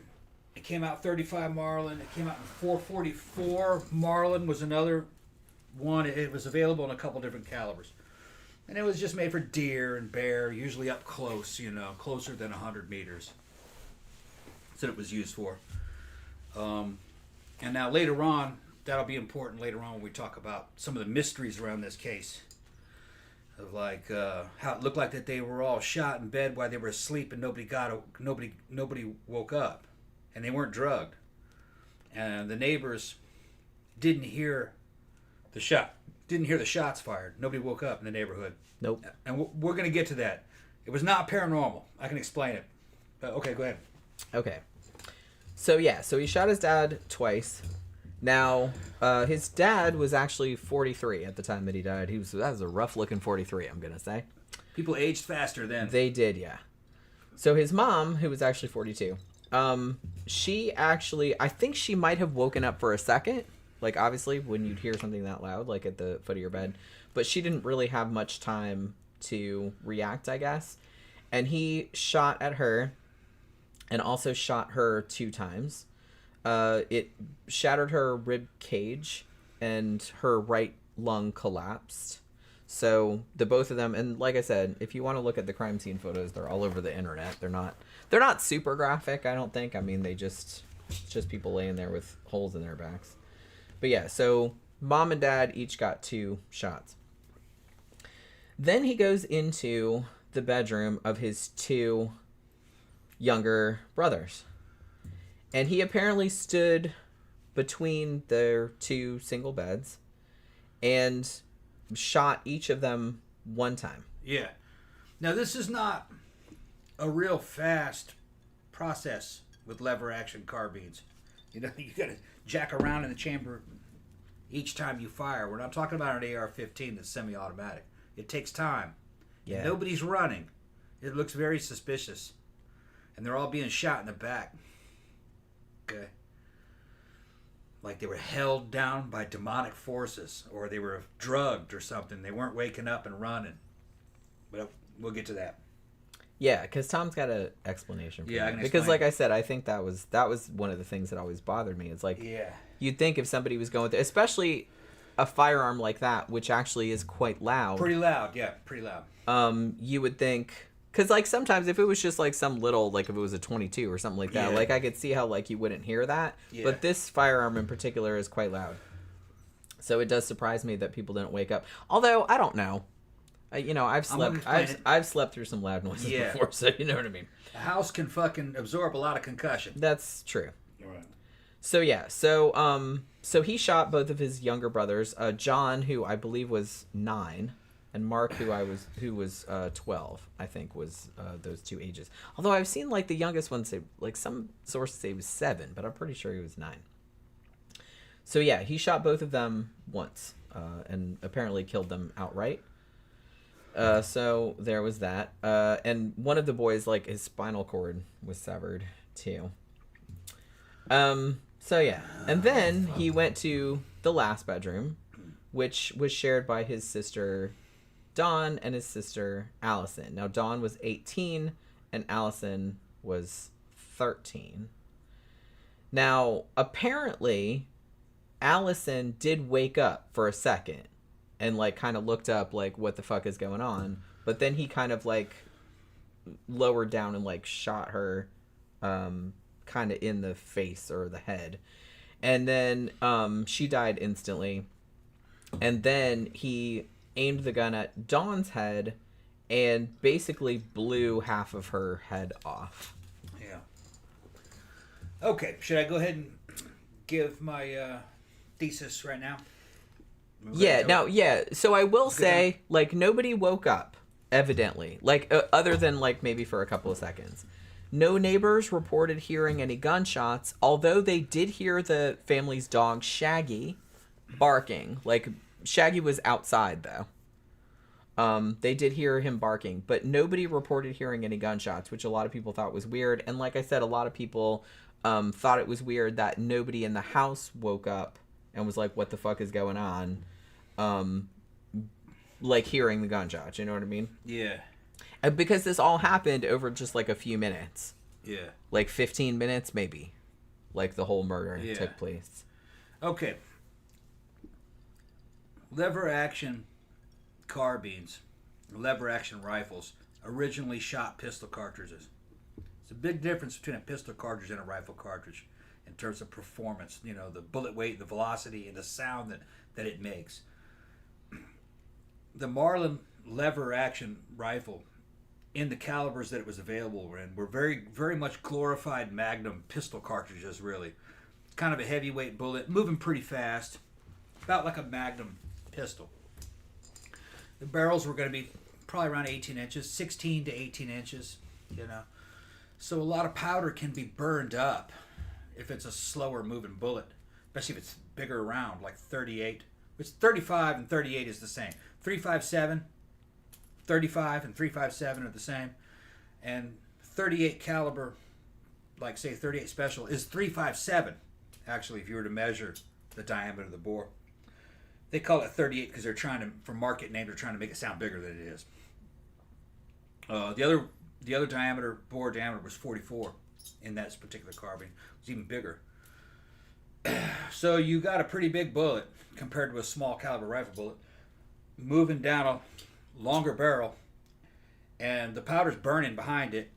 It's loud when the bullet exits the barrel, but not as loud as 30-06 or 7mm Magnum. It's a totally different. That's like a high-powered rifle cartridge, you know. It's a totally different fucking platform, a totally different spectrum of power when you're talking about a high-powered rifle cartridge. This is basically like very much like glorified Magnum pistol cartridge. So they're loud, but they're not that loud. If you had a big house like you're talking about, the DeFeo house. Yeah, it's quite a big house. And then there's other big houses next to it. In the middle of the night when people are sleeping, that's not enough to wake them up. The concussive shock wave from the muzzle blast is not so intense that house couldn't absorb it.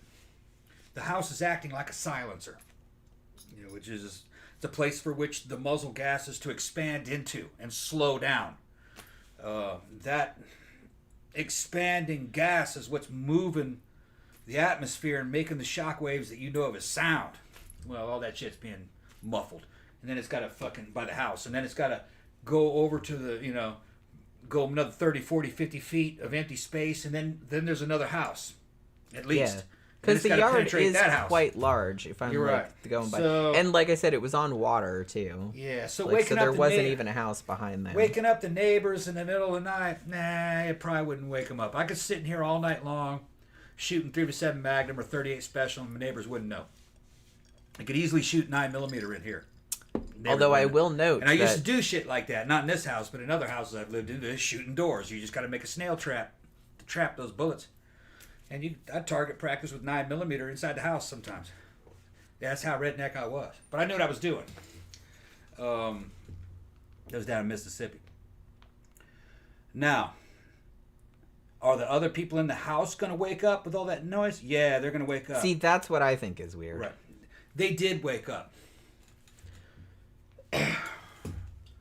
Because of some of the true crime cases that we've covered here and some of the stuff that we've seen on some of these programs, I learned that children and young people have a tendency to hide under the covers when the rest of the family's getting slaughtered. They had a little girl where a guy broke into the house at night and killed her parents in the master bedroom, and she heard it. And he walked into her room and looked and saw her there, and then he just took the car and left. He let her live.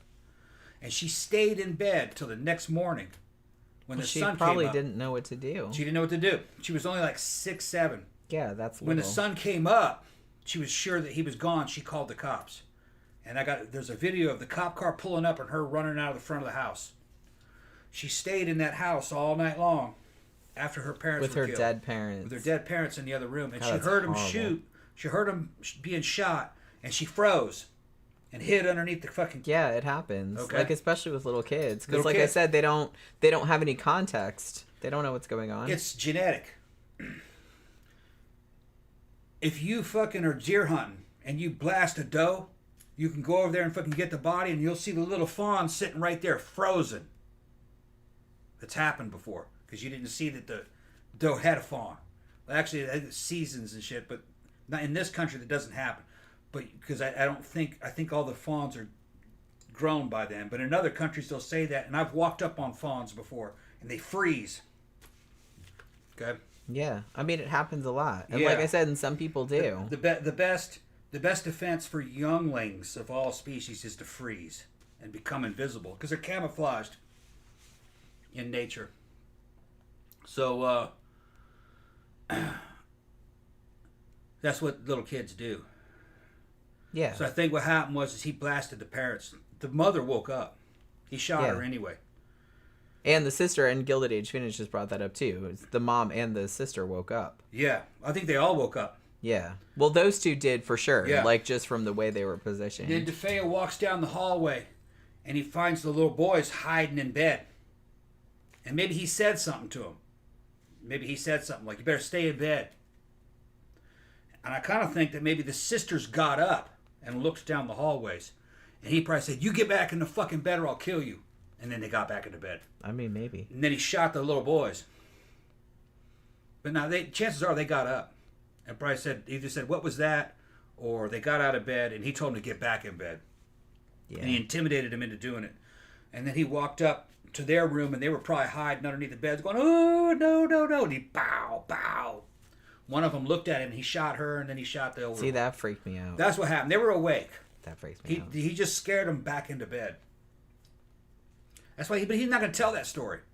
Because that's going to sound awful fucking brutal. Because it was. Well, yeah. This isn't some kind of a... Like I said, that's mechanical kind of what... illusion. I'm not saying that... You know, because Phantom is saying that he thought that maybe Dawn helped him and stuff like that, which I don't know about that. But I kind of feel like this was very... He pulled this out of his ass. Methodical. It was very methodical. He pulled this out of his ass and did it in a short period of time and bullied his way through it. He blasted the dad because he's the biggest threat. The mother jumped up because she woke up from the firing and he shot her. And the little kids, everybody's like, "What the fuck is that? Get back in fucking bed." Yeah, he might have said something to them. And he shot the two fucking But like little you kids. said, he wouldn't tell the cops that. Yeah, he's not going to tell the dubs that. He's trying not to... Yeah. He's trying to look as good. Trying as to look, possible. yeah. He wants to say, no, they were all asleep. No, they were awake. He bullied them back into bed. Little kids were in there cowering in bed. He shot them. And then his sisters were cowering in bed. And the other one probably looked up and says, no, don't do it, don't do it. He shot her in the face. And the other one was hiding underneath the fucking covers. Shot him. Yeah, because that's the thing. I kind of feel like that's what kind of like weirds me out about this is that I could understand him shooting his dad, but I don't really understand why he would shoot the rest of his family because he didn't seem to have an issue with them. He wanted that house. I guess so. He didn't want to go to jail. So they might have thought, oh, he's not going to shoot me. He didn't want to go to jail. He says, I'm going to kill this dude. And then he goes, well, I got to kill all the rest of these people too because they're going to tell on me. Yeah. I mean. He didn't want to go to jail. He said, I'm going to take this house. And he was a shit bird. Yeah. He's an old drug addict and like I said, beat down, and he wasn't. Even though he was horribly abused as a child, but I said that doesn't excuse it. He probably wasn't in his right mind. A lot of people were abused as children and turned out to be lovely people. He probably wasn't really 100% in his right mind. Well, clearly not. Because you can't. I mean, this is a family annihilation. You have to be not in your right mind. Tetsuo says that Lovecraft pendant is boss. Well, thank you very much. I know this is like one of my favorite necklaces. Yeah. And I've had it like forever. Yeah. I had a friend give it to me. You got a good eye to recognize that. I had a friend give it to me like a long time ago. I think she got it from like an Etsy store, but I don't remember what the name of it was. They had like a bunch of other kind of iconic sort of like, I think they had an Edgar Allan Poe one. I think they had a Morrissey one. I don't remember all the ones that they had. But yeah, she gave me this one. I wear this one like all the time. I love this necklace. Yeah, it's just... It's not supernatural. They woke up. It's just fun. People behave fun in strange ways before you kill them. Oh, I wouldn't have thought it was supernatural. I was just wondering. Well, some people were like, was it drugs or anything like that? No. Like, I was doing a little bit of research the other day about that truck driver that picked up he was into that BDSM and he picked up a couple of couples. We need to do a show about that. I forgot what that guy's name was. But he's got some photographs of the 14 or 15-year-old girl before he kills her. And she's going along with his little charade of he took her to the damn barn and he's taking pictures of her while he's pointing a gun at her and she's doing this. And he's got her in a black dress. He's fucking cut her hair short to make her look kind of goth. This is back in 1990. And then later on he strangles her with a baling wire. They said that he's fucking tightened it around her neck so much it almost decapitated her. And she was free, walking around in heels. She could have run, but she was afraid of getting shot. And she was young. So she was easy to control. And she's trying to go along with this, to live a little bit longer. You know, when an adult male's going to say, no, we're going to die right now, you kill me. You know, I'm going to jump on him and fight to fucking live, you know. And he wasn't even That's funny about these killers. Especially these serial killers that have all this fucking real sexual problems and shit. Like, most of these dudes are not impressive physical specimens. They're weak, you know. Gary Ridgway was fucking weak. Why would they be doing this otherwise? Yeah, some kind of a overcompensation. You could put me in a room with 5 fucking Gary Ridgways fucking nude and I'd kill every one of them. Yeah, and I mean that. Break their arms and shit. Strangle them. Well, you'd be doing humanity a service. Yeah. I mean, these are weak men. Like I said, if they weren't weak, they wouldn't have to do this shit, would they? Yeah, the only one that was kind of, I would not put in the weak man category would be D'Angelo. D'Angelo wasn't a weak dude. He was just a ball of hate. You know, but most of them are weak. But also, he was kind of weak too, because I think it was overcompensation for his tiny penis. Yeah, he had little dick syndrome, and he was trying to compensate from that. So he was like way overcompensating. Yeah, trying to steal. He wanted to sexually assault other people's wives while they watched, and then he wanted to kill them both to prove his dominance. He was really trying to prove his dominance over other men. Yeah. He's like, look, I can rape your wife like with this tiny dick, and you have to watch. Yeah, and you got to watch, and then I'm gonna kill both of you, little dick or not. Yeah. He must have got picked on a lot. But, you know. I think he picked on himself. I don't think anybody picked on him. I think he picked on himself. That's also not great. Yeah. But, yeah. Yeah, Rhodes. Yeah, Victor said she looked like Winona Ryder. Yeah, she did. She looked like Winona Ryder. Yeah, Tom went on a whole... He gets on me for, like, watching true crime for it, but last night he went down a whole rabbit hole. Reading about that dude, Like, his reading name is about Rhodes. that. Well, I think, yeah, because we were watching Unsolved Mysteries, and it's like, they didn't talk about that case on there, but something on there, like, the old Unsolved Mysteries, like, with Robert Stack.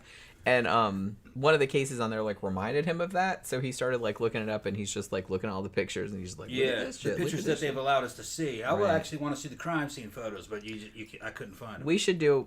Like, I need to write that down somewhere, Yeah. because I don't have a pen on me right now, but... He basically got 2 couples and a single woman that they know of. They think he killed 50 more, but I doubt it.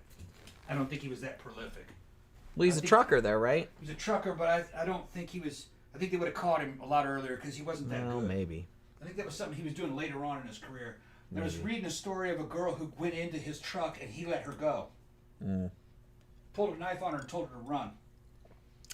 And it was a little bit before all that. So I think she was one of the first ones he was thinking about killing. I don't think he was doing that for long. Okay, so he just, like, built up to it? Yeah, we should probably do a show about that motherfucker. There's a lot of trucker serial killers. I'm not just saying that all truckers are serial killers, but there are a lot of serial killers that are truckers. So, yeah. So, here's the thing. Now, I kind of feel like later on, when Butch was at trial, he's trying very much to sell the insanity defense. Voices told me to do it. It was self-defense, blah-de-blah, which, you know, to be fair, like, that's kind of all you can do. But here's where I think that doesn't really fly, because he seemed very calculated in how he tried to make it seem like he didn't do this shit. Because what he did was he killed the whole family, and he's still in the house. He took a shower, you know, did the shit that you have to do, brushed his teeth, trimmed his beard, whatever the fuck, put clean clothes on. And then he took all of the clothes that he had worn, which had blood on them, and the rifle. He wrapped him up in a pillowcase, put him in his car, and then he left the house like before the sun came up. So it was like pretty early. And he drove into Brooklyn, and he threw the pillowcase with the gun and the bloody clothing into a storm drain. So, like I said, very calculated. And then he went to the Buick dealership, like his job. Like, he turned up at work as usual. But the weird thing about it was that he turned up before the place opened. Like, he turned up at like 6 in the morning, and it wasn't open yet. So he actually kind of had to sit out in the parking lot in his car until somebody else showed up to like open the place up, because it obviously didn't open at 6 in the morning. So again, like, kind of fishy, because, you know, he had this job at this place, and it's just like he only showed up about half the fucking time because he would just get paid whether he showed up or not. So it seemed like a little weird that he would turn up at 6 o'clock in the morning like, hey, I'm here reporting for work, before the place is even open. But he said later that he had dumped all the stuff in the storm drain, like on the way to work. Now, what he did when he was at work, because I think he left like about 12 or 1 in the afternoon. So he's at work, and he's very, very clearly trying to establish an alibi, which is why I don't buy this whole insanity defense, because this is all very calculated. While he's at work, he makes sure that people see him calling his house a bunch of times. And also, he commented on Big Ronnie not showing up at work that day. Although, as far as I'm aware, like one of the younger sons, I think it was Marc, he had a football injury, and he was he was in a wheelchair or on crutches or something like that. And so Big Ronnie had to take him to therapy, and he had already said he wasn't going to be at work that day. So I don't think anybody was surprised.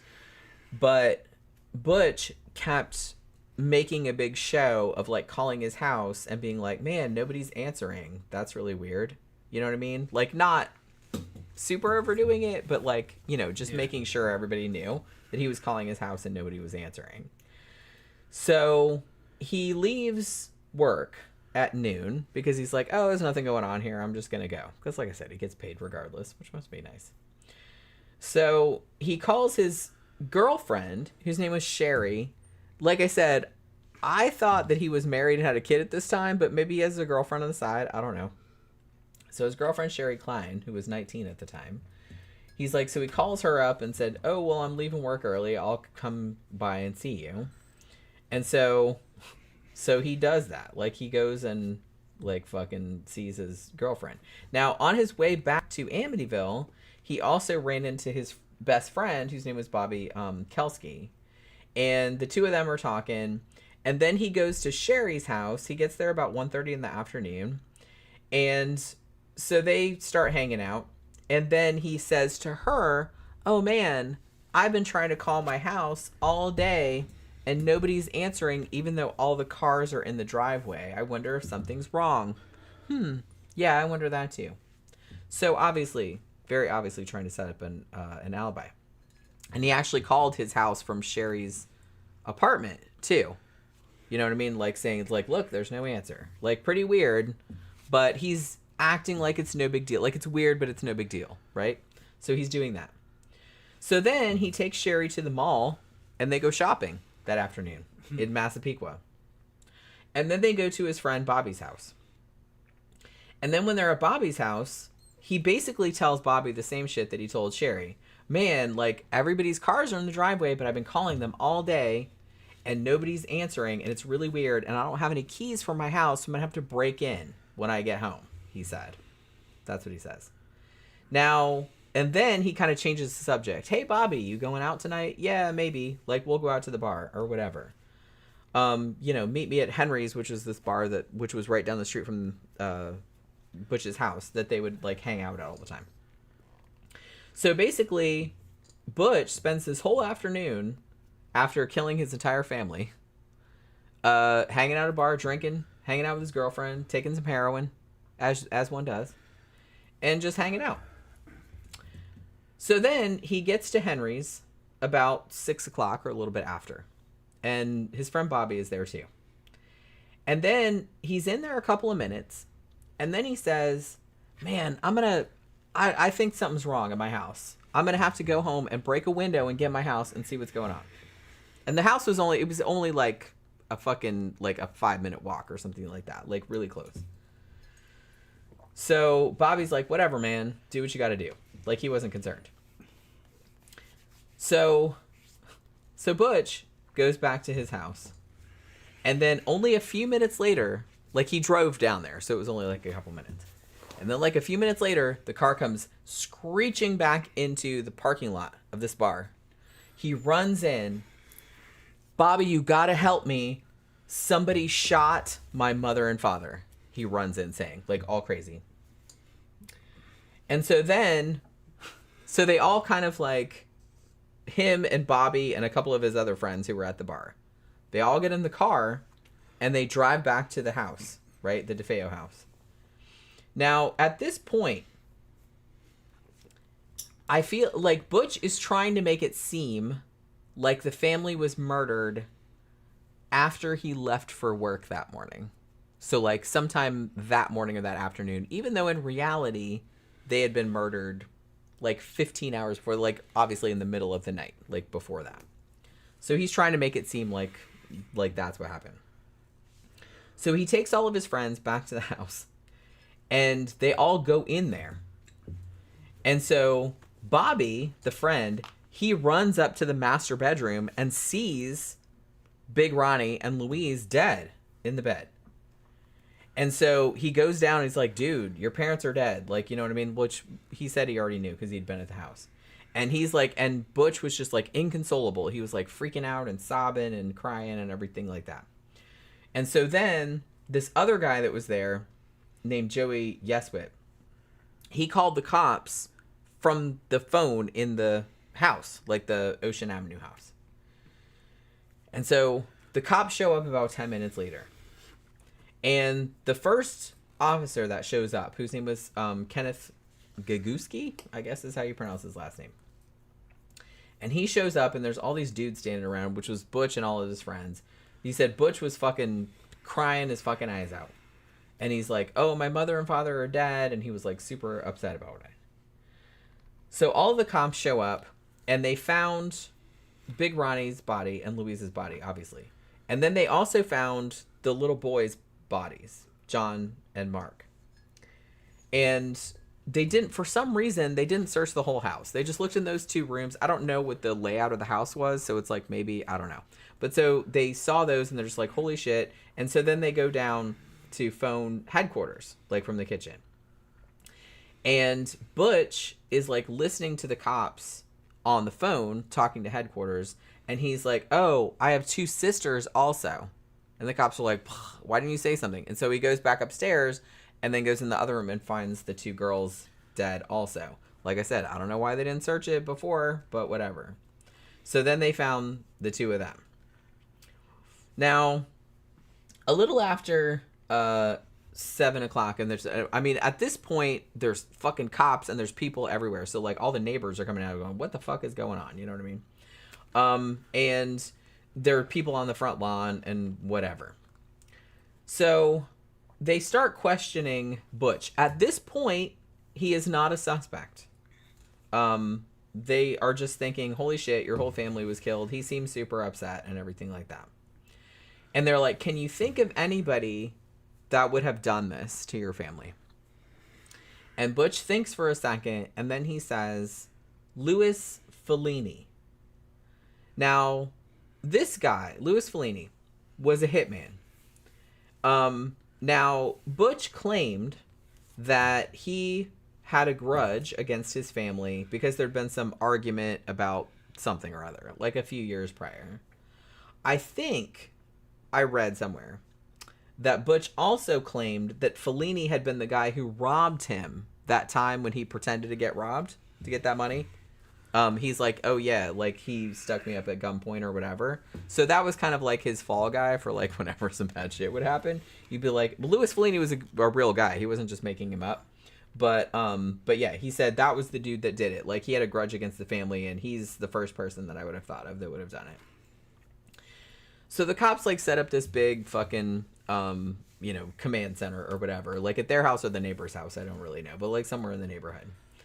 So at first they're thinking, okay, well, if this crime is indeed linked to the mob, then Butch is in danger because he is the only surviving member of this family that has just been massacred.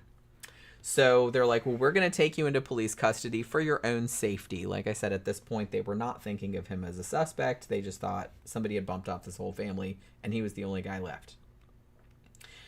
So they take him down to police headquarters and start like questioning him further. And then Butch gives the cops his written statement. Now, what he said in his initial written statement, which, like I said, ends up not really mattering because he changed his story like a bajillion times.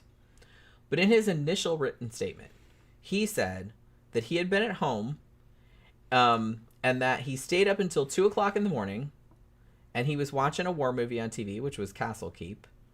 And then at 4 in the morning, he said that he walked past the upstairs bathroom and that his brother's wheelchair, because remember I said that I think it was Marc that had a football injury, so he was going around in a wheelchair. He said he saw the wheelchair in front of the door, and he said that he heard his brother in the bathroom, which is obviously bullshit because the family was all dead by 4 o'clock in the morning. But that's the story that he told at first. That he heard the toilet flush and he heard somebody in the bathroom, and he assumed it was his brother because he saw the wheelchair. And then he said that he just got up and he went to work as usual, and then told him exactly what he had done that day. Like, he's like, I went to work, I left early, I went and left my girlfriend, and, like, visited my girlfriend, then hung out with my friends, we were drinking, and blah-de-blah. And then I was calling my family all day, and nobody was answering. And then he said that he came back to the house, and he's like, I couldn't get in because I didn't have keys, so I came in through the kitchen window, and then I went upstairs and found my parents' bodies, and then ran to the bar and told everybody to call the cops. So basically, at this point, they're still thinking, okay, maybe this Louis Fellini person might be the killer. So they start questioning him about that. Now, Louis Fellini had apparently lived with them for a little while. I think his house burned down, if I remember correctly. And so, like, he moved in with them. And according to Butch, when he lived there, Butch and his dad, like, they had this hiding space in the basement where they kept, like, all this cash and jewels and shit like that. And he said that Fellini was mad at them because Butch had done some work at the auto dealership and he'd fucked it up or something like that. He said there was like some kind of grudge and this dude was like out to get him, right? And like so it killed his whole family. Now, this is kind of funny because this is kind of suspicious.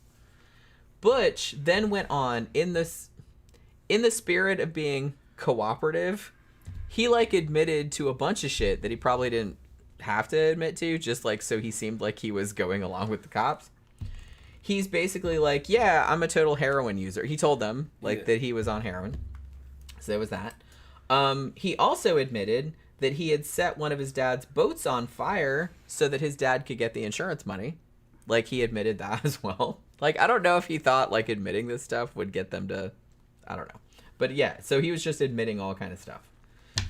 So yeah.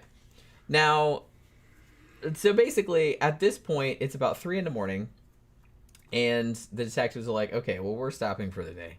And they put Butch, like, in a filing room or some shit like that. And at this point, they're still not suspecting him. Even though, like I said, he's admitting shit, they're probably like, why are you admitting that to us? Like, probably you shouldn't do that. But I guess he thought he was being helpful, or he thought that that would divert attention, is probably what I'm thinking.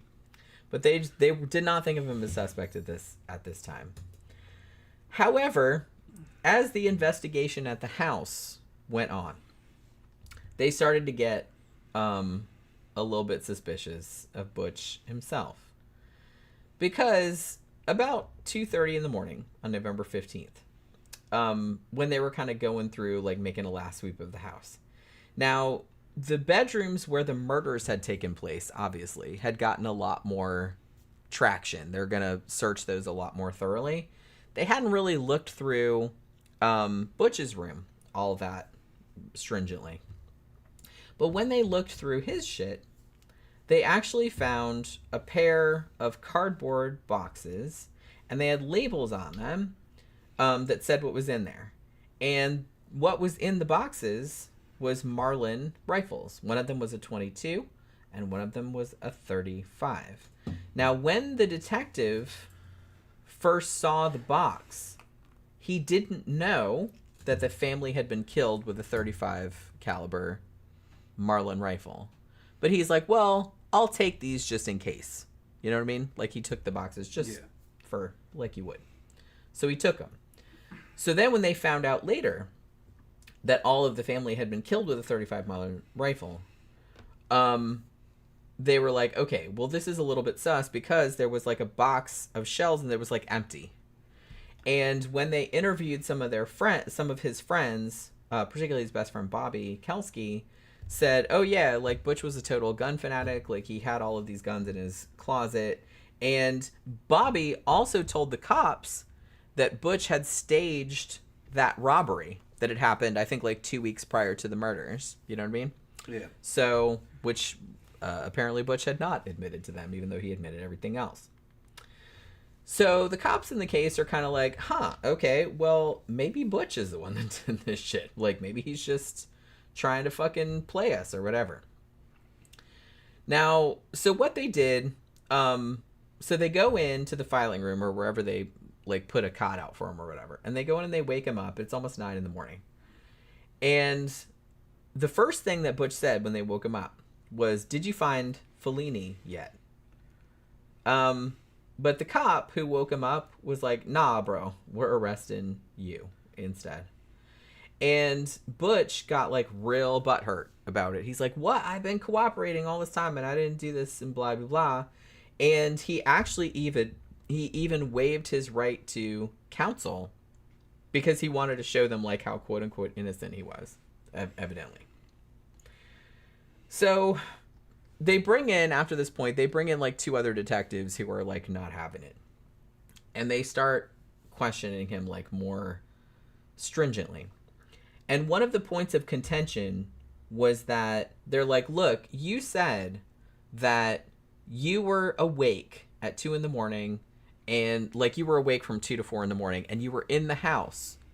And even though you tried to make it seem like your family had been killed after you left for work the next morning, like in the afternoon or whatever. He's like, obviously that was not the case because one, they were all in bed, they were all in their pajamas, and it's like, and the forensics said that they had probably been killed sometime between 2 and 4 in the morning when you were in the house. You know what I mean? That's the firearm they're talking about. Oh shit, where'd it go? Goes back to fucking Tom Hardy's fucking back arch action. Okay, hold on. That's the firearm we're talking about. Lever action. And I just checked. The caliber they're talking about is not called 35 Marlin. It's called 35 Remington, which is a lot older than I remembered. About 200 grain bullet, which is about like what a 45 caliber pistol bullet weighs. Moving it around 2,000 feet per second. Not that fast, but pretty hot. Like a glorified 45 Magnum, kind of. It would make a lot of noise, a lot of penetration. But something you'd use close range. Close range hunting rifle. Be good for like in brush where there's a lot of fucking obstacles in between you and the target. But yeah, you don't want to get hit with that. Phantom said, I wonder if Ronald DeFeo was buried with the rest of his family or if he got buried at a prison cemetery instead. Prison cemetery. I think, honestly, if you die in prison, they just bury you in the prison cemetery, don't they? Yeah. Like, as far as I'm aware. Even if you have, like, some plot somewhere else? I don't even know. Well, your family can collect you. But a lot of those guys don't have families. Well, he doesn't have a family to collect him yeah. because he killed them all, you know? Yeah. So, yeah. So they start questioning him, and they're, like, really hitting hard, like, the discrepancies between, like, the time. Because, like I said, he was obviously trying to make it seem like they had been killed the following day, like, after he left for work, so he wasn't there. But, you know, they determined, obviously, they'd been killed the night before when he admittedly was in the house. He admitted he was in the house. So they hit on that, and then they hit on the fact they're like, hey, the caliber of firearm that was used to kill them was the same as like one that you had. And so they just kept at him. And it seemed like at this point, Butch was getting kind of desperate. So he's kind of trying to backtrack, right? Like, he's like, okay, well, what happened then was that Louis Fellini, the gangster guy, he actually broke into the house and he held a gun to my head. It was like 3:30 in the morning, and he made me do it. Like, that was the other story. That was the second story that he told. That he was there, but this gangster came in and, like, made him do it, and he didn't want to. You know what I mean? He said there was another guy there, but he couldn't give any description of whoever this other mystery person was. So at this point, the cops did not really buy that, and they're like, well, we've been doing pretty good just, like, letting him talk and, like, give himself enough rope to hang himself with, so we're just gonna let him keep talking. So they just let him keep talking. And basically, so one of the cops is like, because at one point, Butch says, oh, I was going around picking up the rifle cartridges. And the cop was like, well, why'd you pick the cartridges up if you had nothing to do with this? Like, you didn't know that it was your gun and blah, blah, blah. And then after that, like, he wouldn't really answer that. He's like, oh, shit, I guess I'm kind of busted. And then basically they're like, after he came up with the whole Fellini thing, the cops were like, okay, we're going to go along with this and see what he says. And so the cops said, oh, they must have made you shoot at least one of them or some of them. And Butch was totally like, yeah, like, he was here and he made me do it. And then the cop was like, it didn't really happen like that, did it? And then Butch was like, he was like, give me a minute. And then they were like, they weren't right there. Like, Louis Fellini wasn't there. The other dude, this mystery dude, wasn't there. And then at that point, Butch actually relented, and he said, no, they weren't there. He said the quote was, it all started so fast. Once I started, I just couldn't stop. It went so fast. That's what he said. Now, I will also note that they later found out that this Louis Fellini person, who, like I said, does exist, he was actually out of state at the time of the murders, so he couldn't have been there regardless of what Butch said. So obviously it was just something where he was kind of trying to get out of it because they knew that he was there. They knew that his weapon had been used. And so he was just like, oh, well, someone else made me do it. Which, like I said, that's kind of why I don't really buy this whole insanity defense or anything like that, because it's like he seemed very calculated. He knew what he was doing. He was really trying to like cover his own ass, like coming up with new stories and stuff like that, like every time they told him that they had him on a particular thing. Now, so they asked him, like eventually when they got stuff out of him, they actually, he led them to where he had disposed of the weapon and like all of his bloody clothes, like in the drain pipe. And he was actually able to lead them to the drain pipe. So they did find all this stuff. So they actually put him on trial on October 14th, 1975, which was almost a year after the murders had taken place. Now, honestly, all you can do at this point, because this person has just gone and shot his entire family in cold blood, they're like, okay, well, we're going to go for like an insanity defense. Now, obviously, the prosecution is going to try and negate that because, well, hey, it's Bambi. Yeah. Bambi hardly ever gets on the show. Yep. Lady Bambi Get her some Ploppington. airtime. Lady Ploppington. She just fucking plops down. We've she had her wants to. almost a year now, I realized. She's like, I don't want to be on She's TV. like, I don't want to she's be on running away. TV. She's silly. She is very silly. Yeah. We call her Ploppington because every time you see her, she looks at you and then plops over on her side. Yeah. So you can pet. pet. Yeah. Pet the belly. Yeah. Yeah, she's like super funny. Yeah, so I didn't know. I thought that was Pookie that you were holding. But yeah, that's cool that she gets some time on the show too. But yeah, so the prosecution is kind of like, we know this bitch is not crazy because obviously I don't know if he planned the murders. It seemed like he kind of didn't. Like he just kind of like snapped his like, well, tonight's the night or whatever. But after the fact, he definitely seemed to like cover his own ass. Like tried to cover his own ass. Like tried to come up with this elaborate alibi. Oh, I just got up and I went to work and I did all this stuff. Like I hung out with as many friends as possible the next day and like made sure they all saw me calling my family. Gee, what's happening with my family? They're not answering the phone. Like, you know what I mean? So it seemed like he was very calculated. And so the prosecution was like, obviously that's not somebody that's insane because he knows what he did was bad and he was like trying to cover it up. Now, You'll never get insanity plea. No, I mean, but that, like I said, his defense attorney, whose name was William Weber, that was kind of like, I don't know if he was like super happy about it, but he's just like, well, this is kind of like the only route we can go. And he was trying to make it seem like, because DeFeo did say some weird shit, and I think he said some weird shit like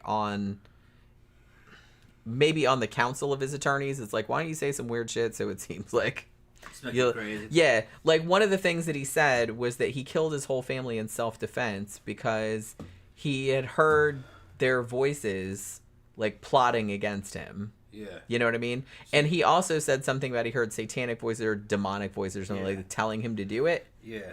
And so they're trying to say schizophrenia. Yeah, so he was trying to get that for sure. Schizophrenia doesn't happen out of the blue. You're going to have a long fucking history of schizophrenia before that would even be recognized in court. So, no. And schizophrenia usually kicks in around 17, 18. Yeah, like Usually early 20s or something like that, yeah. And honestly, most schizophrenics, like the vast majority of schizophrenics, are not violent. Yeah, they're just delusional. And the sad thing about it, which is why I always thought it was like a horrifying disorder, is because a lot of times they know they have it. Yeah. And they know that their perceptions can't be trusted. Yeah. But they don't know which perceptions can be trusted, and that must be a fucking horrifying existence, I always thought. But in general, they are not violent. Like I said, we watched an Unsolved Mysteries a while back where a girl that did have schizophrenia, like, did actually murder her boyfriend in a pretty horrible way, like with a hammer or something. But that's, like, very rare. They're not usually violent because they usually know that they have delusions, but... And she was on medication, but she wouldn't... Then she went off it, and she wouldn't take it anymore. And so she had all kind of problems. But yeah, so regardless of whatever he said about hearing voices in the house or anything like that, I kind of feel like they didn't really buy it. Now, Butch did get on the stand and try to, like, defend himself. And here's an example of what he was trying to pull. Like, so they show him, for example, a picture of his mom, like the crime scene photo of his dead mom. And they say, "That's your mother, isn't it?" says the attorney. And Butch says, "No, sir. I told you before, and I'll say it again, I never saw this person before in my life. I don't know who this person is." Even though it was obviously his mom. He knew it was his mom. But he's, like, trying to make it seem like he's fucking crazy, Boots, right? tearing your boots up. No, don't do it. She's like, "Oh, I can't do it?" No. And this is his defense attorney, like, asking him this. Like I said, they're trying to make him seem crazy. No. And then they asked him outright, "Did you kill your father?" And he said, and this is a quote, "Did I kill him? I killed them all. Yes, sir, I killed them all in self-defense." Which, you know, everybody in the courtroom was like, "Wait, what?" Like, they all kind of freaked out. He said, "As far as I'm concerned, if I didn't kill my family, they were going to kill me. What I did was self-defense, and there was nothing wrong with it. When I got a gun in my hand, there's no doubt in my mind who I am. I am God." That's what he said. Yeah. So he said that on the stand. And so, like I said, he claimed later that he heard, like, either demonic voices or he heard the voices of his family, like, talking about him, like, whispering about him, like they were going to kill him, and he had to, like, take him out before that happened. So, the thing about it, though, is that the prosecuting attorney was kind of like, "Look, I see what you guys are trying to do, right? But there's so much about his actions after the murder that show that he was absolutely 100% aware of what he was doing. Like, he tried very hard to, like, establish an alibi and did all this kind of stuff. So it was like, so obviously he knew what he did was bad, right? So he immediately, like, on cross-examination, he just went in there, like, fucking hammered that and was trying to, like, get him to admit that he had done all this shit.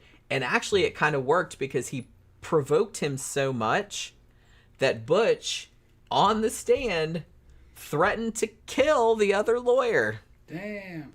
So I'm kind of like, well, probably not a good look. Probably not a good look. But yeah, that was what the lawyer was trying to do, was just trying to provoke him into, you know, showing the jury, like, what he was really like. You know what I mean? And it worked, because he did actually, for real, like, threaten to kill the lawyer. He basically said, and the quote was, "You think I'm playing? I'd come down there and kill you now," he said. So, you know, that's nice. And the lawyer was like, "I rest my case." You know what I mean? So there was that. So, like I said, there was kind of like a big thing about his mental state and blah, blah, blah. But the thing about it, like, they both had psychiatrists. The two psychiatrists, I believe, on the prosecution side were like, yeah, he totally knew what he was doing. Like, he has... they thought that he probably had some kind of disorder, but nothing that would, like, antisocial personality disorder was, I think, was the diagnosis. But they're like, that doesn't mean that you don't know what you're doing, you know, which obviously he did. They were trying to say, too, that maybe he was so fucked up on drugs because he was, like, on heroin and LSD and all this other kind of stuff, that might have been a mitigating factor, but I don't think anybody really fucking bought that. So what ended up happening in late November of 1975, Butch DeFeo was found guilty of 6 counts of second-degree murder. Because I guess they weren't pre-planned, you know what I mean? It just seemed like he got the idea one night for whatever reason. Second degree, means unplanned, just like spur of the moment. Yeah, which that seems fair. I think he got fucked up. He was in a bad mood. Got fucked up on heroin or LSD and alcohol. Probably mostly alcohol, I bet. Probably. Went in there and said, "I'm going to kill that bitch. And he shot his dad and realized on the spot, shit, I'm going to have to kill them all. Yeah. If not, I'm going to jail. That's what I think happened. And then he's like, well, I'll get the house out of this maybe. Yeah. Afterwards. You know, he's like, fucking, yeah, as long as I pretend like I wasn't there, it's all right. Mob killed him. Mob doesn't fucking wipe out whole families like that. Which, like I said, I'm not saying that there weren't mob associations in this family, because there absolutely were. But I don't think that had anything to do with them getting killed. If the mob wanted the dad killed, they'd have killed him. And it'd been quiet, and you probably never would have found him. Interestingly, Louise's father, who was a mob guy, Michael Brigante.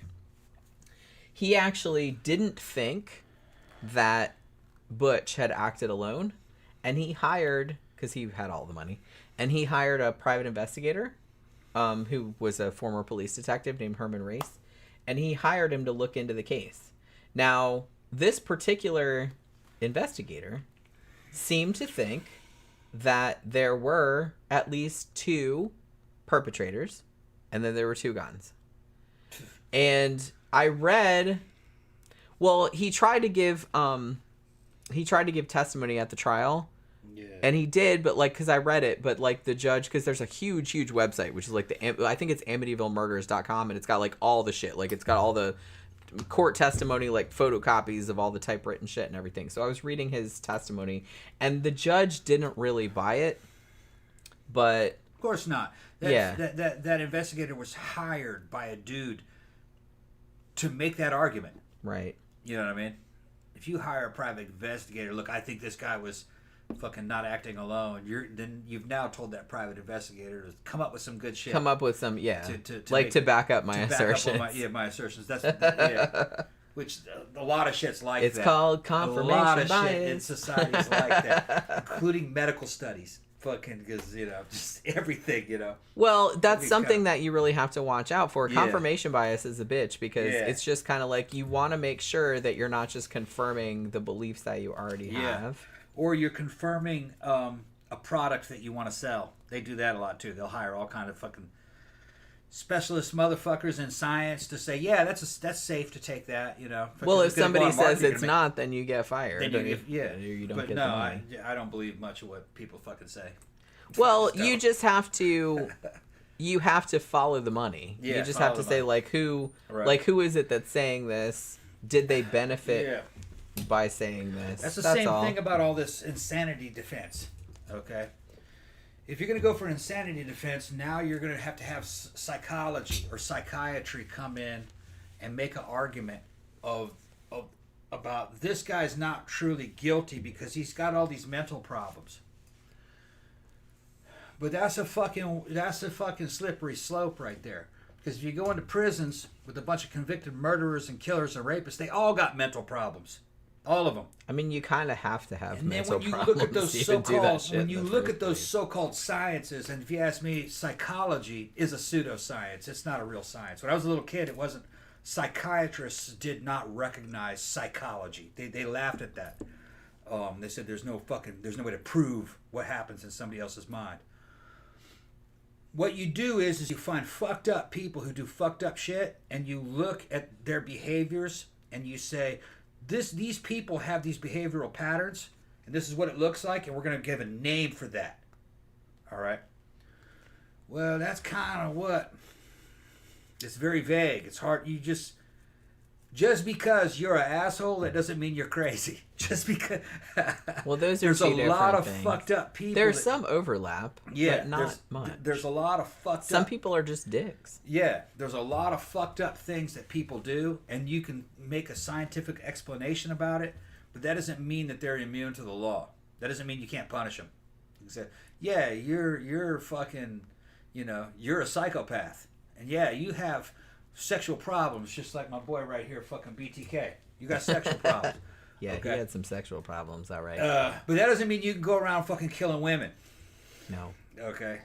Well, we've just described what's wrong with you. We're not saying you're innocent of what you are. Well, yeah, and I kind of feel like people have a misconception because they're just kind of like, oh, well, they bring all these psychiatrists in. Yeah. They're just seeing, are these people, do they understand what they're being charged with? Shit like that. Really, it's really hard to get an insanity defense. It hardly ever happens. No. I kind of feel like people feel like it's more prevalent than it is. It's really not. No. It's difficult to get an insanity defense. Really, the only way, and I know it varies from state to state, but in general, to get an insanity defense, you have to have a number of professionals evaluate you and say this person is incompetent, did not know that what they were doing was wrong. Yeah. And if you made any attempt at all to cover up the crime or to lie about it or anything like that, that goes right out the window because they're like, well, obviously you knew it was wrong or you wouldn't have lied about it. You would have just told us. And usually delusions are like a person that has again, schizophrenia. They might kill another person in a delusion. Yeah, it's an alien fucking... A person is... I have to kill this person because an alien is inside of them who's trying to kill me. But then they go and they hide the fact that they killed the alien. Well, you knew what you did was... You could be punished for. So, really, the fucking most states here in the U.S., they're trying to figure out if you're competent to stand trial. Yeah, that's all it is. And to be incompetent, you basically got to be a mindless zombie. A dude that's just you have to have no idea himself and fucking that like you can't killing people is bad. You can't even function in society. Like they'll diagnose you with some shit. Like I said, they diagnosed him with an antisocial personality disorder, and he was a drug addict. But they're like, well, that doesn't mean that he didn't know what he was doing because he did. And they might say he might have slight schizophrenia. That ain't gonna save you. No. And it didn't in his case because they're like, well, obviously he went through this big long rigmarole to try and cover up the crime and like lied to multiple people about what he was doing and all this other stuff. So it's like obviously you knew that what you did was bad and you were trying to cover it up. So that's not gonna fly. Sorry. So so he did get 6 counts of second-degree murder, and he got sentenced to 6 consecutive sentences of 25 years to life. As I mentioned prior, he actually died in prison in March of 2021. So quite recently. Yeah. He was 69 years old. He lived a full life, basically. In prison. Yeah. Well. 69. I think 72 right now is life expectancy for a man. I think the average. Wow, that's young. Yeah, 72 to 74. Because y'all do dumb shit, that's why. It's a bunch of things that fucking happen. And I think it's actually declining recently. I don't know why. It might be immigration. And dudes are doing more stupid shit? I think it might be immigration and higher fucking crime rates. Because you have people that are immigrating here from fucking underdeveloped countries in Central America and shit, and they come here with diseases and problems that we don't have. Can I have another half drink? Yeah. Just a half. So that might affect. Yeah, is that really enough to skew the averages though? Maybe. Yeah, because some of the stuff that they're seeing is like cholera and fucking. Okay, well, yeah. There's all kinds of other ones that. Xanada said in men, schizophrenia occurs more commonly in the early 30s than in the teens. Ooh, that's interesting. I didn't actually know that. Like I said, I haven't looked up any kind of stuff because I was always under the impression that schizophrenia usually manifested in late teens, early 20s generally, but I don't know what the commonality is like as far as gender goes. Like I don't know if it's more common in men or women or if it's equal or whatever. Because I know that like some psychological ailments are more common in men or more common in women or whatever. But I don't know about schizophrenia. But I don't know. I don't think he had schizophrenia, to be honest. I think all the shit that he said about hearing voices and stuff like that, I don't think he actually, I mean, I don't know. I'm not him and I wasn't there. But I'm just saying I don't think that he actually heard any voices. I think he was just kind of a shithead. And, I mean, in his defense, he grew up in a horrible family environment that was very abusive. And so he didn't really have much of a chance.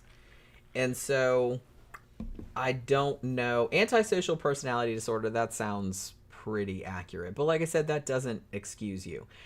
As I said, had he just killed his dad, I think people would have been a lot more understanding about it. Because he wasn't the only person that said that his dad was a shithead. Like, his dad was like an abusive shithead. So had he just killed his dad, I think most people were just being like, well, not great, but okay, like, we understand it. Like, he might have gone to prison, but just like some bullshit, like light slap on the wrist kind of sentence. But the fact that he wiped out his whole family, I still don't really get that. And I think, like Tom said, that it might have just been, oh, well, I want to kill my dad. But so I might as well just like rub out the whole family too, and then just like get life insurance. He did apparently ask the cops how he could collect life insurance, like before they thought he was a suspect. Like, he did ask the cops, like, how do I collect life insurance? Allegedly, he did ask that. So maybe he was just trying to get money. I'm not really sure, because it does seem like the person that he had a beef with was his dad mainly. And, like, the rest of his family he didn't have an issue with. So the fact that he could just cold-bloodedly, like, go and shoot them all in their fucking beds while they were sleeping like that, I mean, obviously shows that there was something fucking else going on, you know? I think he was also under the influence at the time. I mean, yeah, that could have been too. Like, he could have been on any number of drugs. He could have been, like, fucking fucked up and drunk. And he was obviously not really in his right mind when he decided to do this. But like I said, not an excuse. Had he just killed his dad, I think people would have understood. But the fact that he wiped out his whole fucking family, that's a whole other thing. So... Had he blasted his dad, the family would have come to his defense. He probably have done 5 to 10 years. Probably 5. That's what I'm saying. Back in those days, they were pretty lenient about that kind of shit. Because from what I've heard, like, you know, obviously his wife and Dawn, the oldest daughter, she was not a super fan of the dad either. Yeah, they would have said he's abusive and I don't him think up for his whole life. Yeah, I don't think they would have been all that upset. No, and most of what happens to you is if you're a defendant, you fucking committed a violent crime against some victim. Usually it's or family impact, and victim impact statements have a lot to do with it. So you killed somebody inside your own family. So that's the thing that the fucking state worries about. They say, well, what does the family think of this? Yeah, like what was going on. They were going, no, that dude was a fucking asshole. He's beating the shit out of us all. He fucking saved us. You're going to get off easy. Well, they're going to get you for fucking murder. They're going to probably call it manslaughter. Probably what they call it. Yeah, I mean, you'll probably still go to jail, but you'll get a much lesser sentence. Yeah, probably. Which, like I said, you should. I mean, because... It's extenuating circumstances. Look, some motherfuckers got to be taken out. I hate to say it. It's what's called aggravation. Yeah. It's if you... it would end up falling under manslaughter, probably. Yeah, because, like, you just couldn't fucking take it anymore. Yeah, because you were being aggravated to the point of fucking you've lost calm reasoning and cool reflection, and there's going to be inside the manslaughter statutes all kinds of stuff that's like, you know, you feared for you feared for fucking great bodily harm, and you've been taking bodily abuse in the past, and you're defending others and all kinds of what shit. What if you were like married to some motherfucker and he was like molesting your 6-year-old daughter? Yeah, and then you fucking shot him when he was sleeping. You blasted him, yeah. I wouldn't convict you. Depend on the fucking prosecutor. You'd have to have fucking witnesses and shit would help. Because if you could have an evil prosecutor that says, no, you made that up and you coached that little girl to say that or that kind of shit. Well, yeah, that's the angle. They'll do all kinds of fucking stupid shit. I don't trust these. I don't ever trust the American. I don't really trust the justice systems of any country. They're machine, basically. They just try to stay out of trouble. Yeah, the American criminal justice system is a conviction machine. It doesn't care who you are. It only cares about how much money do you have, what kind of family do you come from, what are your political connections. If you're a fucking billionaire, well connected, you'll never be charged. You can do whatever the fuck you want. Yeah, a DuPont, one of the DuPont boys murdered his personal trainer. This was fucking way back in the 80s, I think it was. Mid 80s. Murdered his personal trainer by shot him in their fucking private compound somewhere. He had a gym. And that dude never did any time, and that case disappeared. So we don't know what happened. Like, we don't know why he did it, or he just got pissed off one day. Yeah, he shot personal trainer. I'm a billionaire. I could just shoot whoever the fuck I want. Probably fucking his girlfriend. Something like that. But he was a DuPont. Fucking billionaire. Yeah, it's the sad reality. If you have money, you can pretty much do it. Yeah, he got acquitted, and I think he got acquitted of something. Like, they'll make some kind of show about arresting you and stuff, but it's like they won't do anything to you. Sadly. It's the same as it always was. Make says, "Oh my God, Tom, please do the Dennis Rader voice. It's been a while." I think he did the Dennis Rader voice like a couple weeks ago, but yeah, you haven't. Like, what does Dennis have to say about what? About this case in general? This guy was... Well, he's got to get it. You have to understand something. There you go. Ronald DeFeo was not an upstanding member of society. He never went to the church, and he couldn't control himself. It's drugs, drugs. He was on all the drugs. These drugs, That long hair, like drugs. a hippie. Yeah. His mom was cute, though. I don't understand it. Total waste. Oh, my God. Yeah. We could have had fun. Tie her up a little bit. Take pictures. Dennis. Yeah. Well, I got sexual problems, I know you do. He's got sexual problems. Oh my God, BTA. Yeah. John Nowlin says, my uncle had schizophrenia, which led to his suicide. Yeah, I can see how. Yeah. That used to fucking terrify the shit out of me, like I said.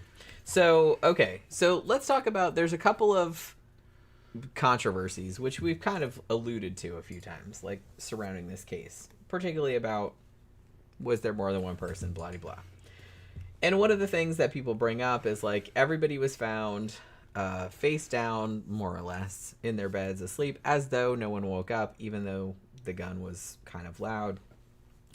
Now, Butch did say in one of the early iterations of his confession that he had drugged the whole family at dinner. Now, obviously, they did autopsies later on and found this not to be the case. There were no drugs in their system. He lied. So... To do that properly without killing them is fucking very difficult. Yeah. To give somebody enough to knock them out, but not kill them. There's a fine line. And he probably couldn't tell you what drug he used to do that. He just made that shit He just made that up. Well, and like I said, they didn't find any drugs of Right, any yeah. kind. Like any... Because they did look for that, Yeah. like in the bodies. So... One of the toughest things is to be an anesthetician, to give people anesthesia and knock them out, because the difference between unconsciousness and death is very small. Yeah. And everybody's different. Yeah, everybody's a little bit different. Everyone right? is going to react to things in a different Yeah. way. Everyone's like a different size. Your like, you don't really know. anesthesiologist gets paid very well. You got to know what he's I hope doing. they do. Yeah. He's got to know what he's doing. I was, you know what? Ronald DeFeo doesn't know what he's fucking The doing. one time that I went under anesthesia, Yeah. that's the only time that I've ever been under anesthesia. I tried not to think too much about it. Because I was like, well, if I go to anesthesia, I just won't wake up and it'll be fine. Yeah.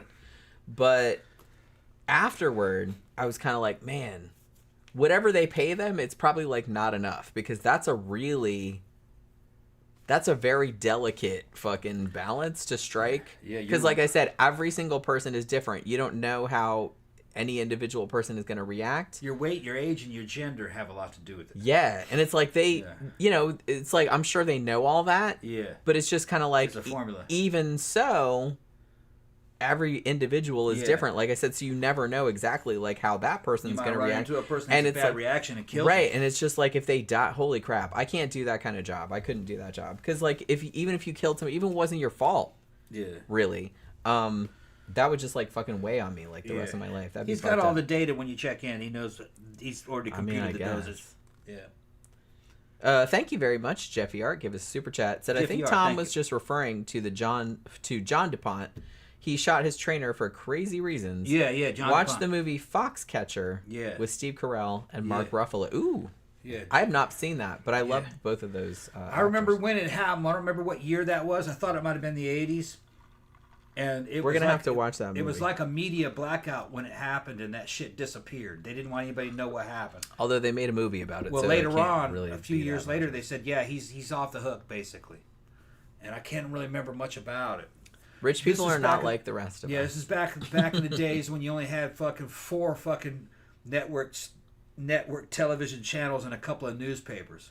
And they weren't all owned, but most of them were by the rich people. The rich people own all that shit now. They control all that. They own everything. Yeah, you know only what they want you to know. You believe what they want you to believe. Your opinions have all been formed by them. I don't believe anything, so. Don't believe anything they fucking say. That's one good thing about the internet. The internet broke their fucking stranglehold on fucking truth. All right, you can find your own truth because you can see the shit happen through the videos. And Although even that I don't believe it because you can make. I'm a you can graphic spin designer, it. bitch. You I can like. you can spin what you I see. can make all kind of fake shit. I can make Yeah. fake shit all day long. Yeah, you can fucking doctor photos. You can do all kinds of shit, but you know some of that shit happens so quickly. You know, like certain shootings that just like happened recently. You know that shit happened because you watched it. You see different counter, but people are gonna spin the aftermath. That's just the way it is. But it's always the most key bono. That's an old fucking Roman saying. Keep on. Who does it benefit? Who benefits? Who benefits? And that's always the truth. Who benefits from everything you see? Who benefits from what you've been told? That's honestly, It's I've never you. You're never benefiting Well, from I'm what you're certainly seeing. never And benefiting it's from always anything. some rich, powerful motherfuckers are benefiting. Yeah. I mean, that to me has that has been like the most fruitful Thing of the phrase internet. is that. Yeah. Key bono. That's all you have to do is like just check who benefited from this information. Yeah. Don't get upset about it. Don't just like just if something makes you mad, Look that shit up. Yeah, and try not to have allegiances. Who would benefit from telling you that? Yeah, yeah. That's all. That's why I don't get that upset about anything, Right. because I'm just kind of like... Yeah. And and another thing, too, is that people benefit from you getting outraged and getting upset about stuff, too. They make money on everything. Because a bunch of stuff is not real, and they're trying to, like, upset you about stuff that doesn't really happen. Or things that didn't happen. So, But, I don't... So I try to, like, maintain my Spock, like... I'm happy, though. Logic thing. I'm happy because the stranglehold is broken. At least we have information. There was things that I never would have known without the internet. The internet was fucking great. And it's got to be free and open. Not so open that you can see little babies being murdered and fucking shit like that. Yeah, no, I don't want to see that. And kitty prawn and shit. That's not what I'm talking about. But I'm talking about just let's see how people really are. Like I can now see who celebrities really are. Back in the day, you didn't know who they were. Now you know who they are. They're just like fucking me and you, or worse. You know, they're regular people. I like that. I like all that. Same thing with all the fucking politicians. Well, everybody's Most just of them regular. regular motherfuckers.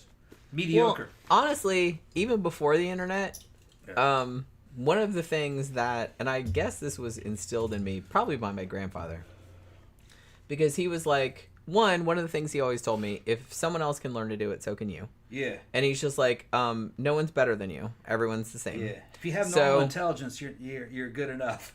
So, right. So, one of the things that I kind of grew up with, luckily for me, was that everybody, like, no matter how rich they are or whatever, they're like, they take a shit just like you do. They're just like, don't let them think that they're better than you are. Yeah, and they're not necessarily, and in my experience, that was very valuable. The more power they have, usually the less honest they are. And they did a lot of bullshit. They destroyed a lot of enemies to get where they are.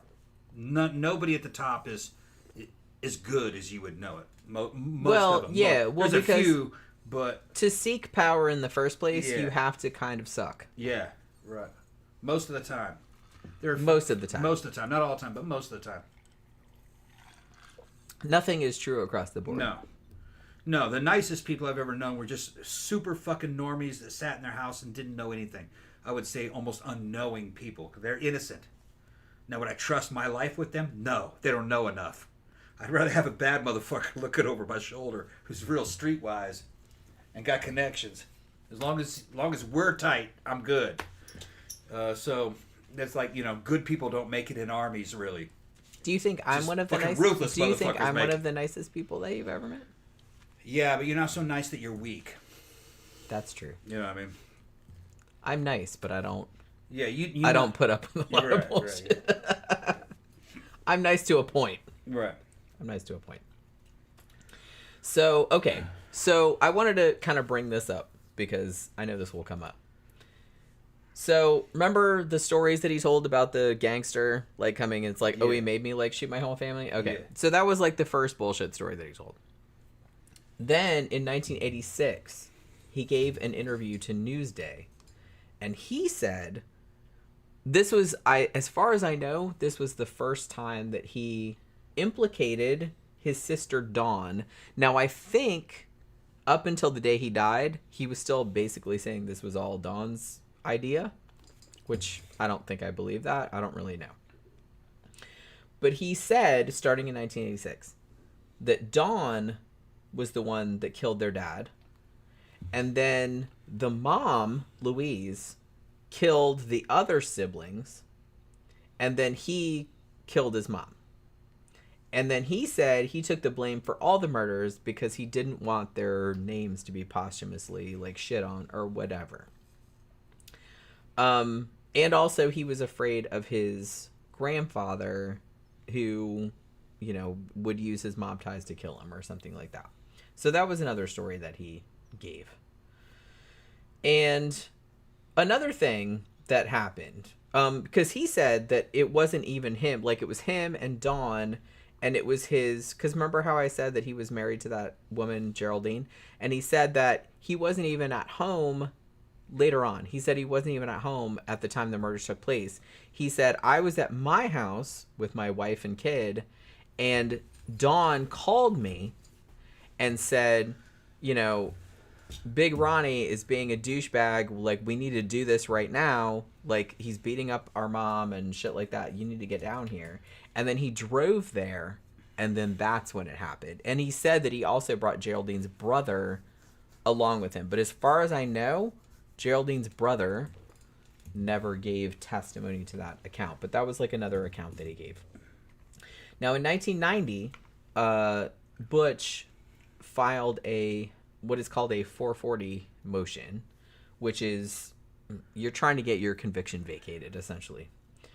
And he said, like, in support of this, was that his sister Dawn and another person who he would not name, that they had come into the house and killed the parents, and that Dawn was the one that killed the siblings. He said that he killed Dawn because he was mad that Dawn had killed the siblings. That doesn't really seem super believable, but that was the story that he gave, wanting to get the conviction vacated.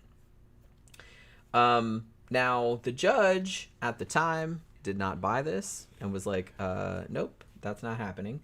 And he said that is obviously fabricated, so he denied the motion. Now, later on in 2000, he met with this guy named Rick Osuna. Osuna is, I think, how you pronounce his last name. And he wrote this book called The Night the DeFeos Died. And that came out in 2002. And this book kind of pushed hard into the theory that he had committed the crimes with his sister Dawn, and that two friends of theirs, whose names were Augie DeGennaro, I think is his last name, and Bobby Kelsky, who I mentioned earlier, were also in on it. And he said that he committed the crimes out of desperation because his parents were plotting to kill him. Like I said, he had said something before about his dad cutting his brake lines and all this other kind of stuff. And that's kind of the tack that the Shattered Hopes documentary took. Like, it was kind of based on this book, which, like I said, I'm not sure if I buy a lot of this. But the thing about it was that he was saying that Dawn was pissed off because Big Ronnie had threatened to kill her boyfriend because she was going to move to Florida with him, like, and marry him, even though she was 18. And so it was her idea, like, to do all of this. And then she kind of got, Butch in on it. And then basically what he claimed later, what this book claimed, was that Butch and Dawn, like, were going to kill the parents. And then Dawn said, oh, I'm going to kill the kids too to eliminate them as witnesses. And then Butch got mad about that and killed Dawn. That was his story. Like, right. That was another story that he told. And that's kind of what they were trying to put across in this book as well. Like I said, don't know if I buy it. And another thing that they bring up a lot to kind of show that Dawn was involved was that there was like some kind of unburned gunpowder on Dawn's nightgown, like when they found her. And so a lot of people that think that Dawn was in on it was like, oh, that shows that she discharged a firearm. But unburned gunpowder, my ass. Yeah. So, but then like a lot of other experts were like, no, that just means that she was like really close to the muzzle of a shotgun, which obviously she was shot. So yeah, they're talking about it's not unburned powder. They're talking about fucking powder burns. They're talking about. Yeah. If you're up close, you're gonna leave a fucking like a little black smudge. Yeah. Around the entrance wound of the fucking bullet hole, which means that she was probably shot. That muzzle was probably only a couple feet from her. Well, yeah, and that was kind of like, I mean, he shot them all at very, very close range. Right. So I kind of feel like a lot of the stuff that they came up with later, I don't know, man. I kind of feel like this comes up anytime there's like some kind of high profile case. You're going to come up, and especially if it's something that's kind of mystifying like this, like some dude, he just snaps and like fucking kills his whole family. And like people are like, why? Like they have to have some kind of reason. So I kind of feel like they always come up with these conspiracy theories, you know what I mean? And I'm not saying that sometimes that's not true, but I don't think in this case, I think like all of the conspiracy theories that I've read about this like seem like kind of a reach. Yeah. To me, I don't know the exact motive, like why he just that night decided. I understand why he killed his dad for sure. Like that wouldn't surprise me at all. Bitch went overboard. Yeah, but him killing his whole family, yeah, that's weird. He was drunk. Yeah, I just kind of feel like he was trying to kill all the witnesses. Yeah, he And then after that, he's like, even maybe I'll get said. that house. I think after he killed his dad, he was just kind of, well, I'm just gonna keep on going. Yeah, I think that's what happened. I mean, you know how you do when you're fucked up on shit and you're just like, this seems like a good idea. Yeah, and then I think like that's the what next happened. day you're like, what the fuck? Like what Yeah. the I never like shot a whole family, obviously, No, but it's his sister didn't have anything to do with it though. I kind of feel like not. And the powder residue is what smokeless powder. It's a nitrocellulose based powder, and when it compressed and burning inside a bore of a fucking barrel as the bullet moves down that barrel, especially we're talking about a longer barrel, at least 16 inches in the case of this one, probably more like 18. The powder's all burned. But what comes out, what's blasting off the fucking back of that bullet in slow motion as it's coming out, it's a bunch of ash. And that's what got on her. Yeah. I think it was just that. It's the burned ash from the powder, nitrocellulose based powder. It's called just powder residue. It's burned powder residue, not unburned. And there'd be a bullet impact hole on her, and if she was wearing something white, like a light pink nightie or white, and then you'd see little flecks of shit on there. Burned powder residue. Yeah. I kind of feel Depending like on how far, but yeah. Yeah, All Phantom over. says, Big Ronnie was cutting off Butch's funds, and Butch didn't like that. Yeah, I kind of feel like it might have just been Could have been that too. a Yeah. thing where it was just like a It's monetary. a bunch of stuff all happening at once. Plus, he was pissed with all that abuse over the years. It built up to that. Yeah, it definitely wasn't. Yeah. Like It I wasn't said, one thing. It was a bunch of stuff. yeah. Like I said, the only thing that's a mystery to me is why he would kill the whole family, but instead of just his dad. But maybe, like you said, he was fucked up on some shit. It was Yeah. like the middle of the night, and he said he'd been taking drugs that night. Yeah. And so he's like, I'm going to go shoot my dad because it seemed like a good idea at the time. And he's like, you know what? I'm just going to shoot the whole fucking family. Yeah, I'm gonna get them all. And like you weren't really even thinking about it. I Yeah. kind of feel like it was probably a That's probably what it situation was. like that. And then like the next day he's like, oh shit. Like, and then he had to come up with some fucking story. Yeah. I kind of feel like that's probably He what killed the happened. rest of them out of shame. He shot his dad, and he's like, "Fuck it, man. Everybody sees this. They all saw it. They got to go too." It's like that. It's like Yeah, that it was kind of probably just something as simple as shit. that. Man, he felt, the shame of killing his dad. He's like, "Well, everybody's got to go now, because Yeah. they'll know I did it." Yeah. It might have been just as simple as that. Yeah. I kind of feel like that's probably what it was. Probably so. Victor says, this girl I went to high school with said she didn't shit. It Yeah. was just a dirty habit. Yeah. She's a news anchor in Houston now. Yeah. They got people that think you don't have to eat. Breatharians. Yeah. Breatharians, yeah. Yeah, just breathing hard, you'll get all the nutrients you need. They got stupid people. There are an alarming number of Yeah. stupid people in the world. Yeah. But what Yeah. what are you gonna do? I'm gonna say, breatharians are bad. Vegans are not as bad. My friend Sophie was a vegan, but don't try a vegan diet either. You're meant to be an omnivore. You got to have a little bit of everything. You can survive on all vegetables and vegan shit, but you'll be a North Korean basically. And look how they're built: little, skinny, weak, frail. They're getting smaller and smaller with each generation because there's no protein in that diet. And vegetable protein is not quite the same. It's better than no protein, but it's not quite the same as animal protein. You're just not built for that. We're omnivores. I'm kind of wondering if this girl that said that she didn't shit, if she is gonna explode at some point. Yeah. No, nothing goes in, so nothing goes out.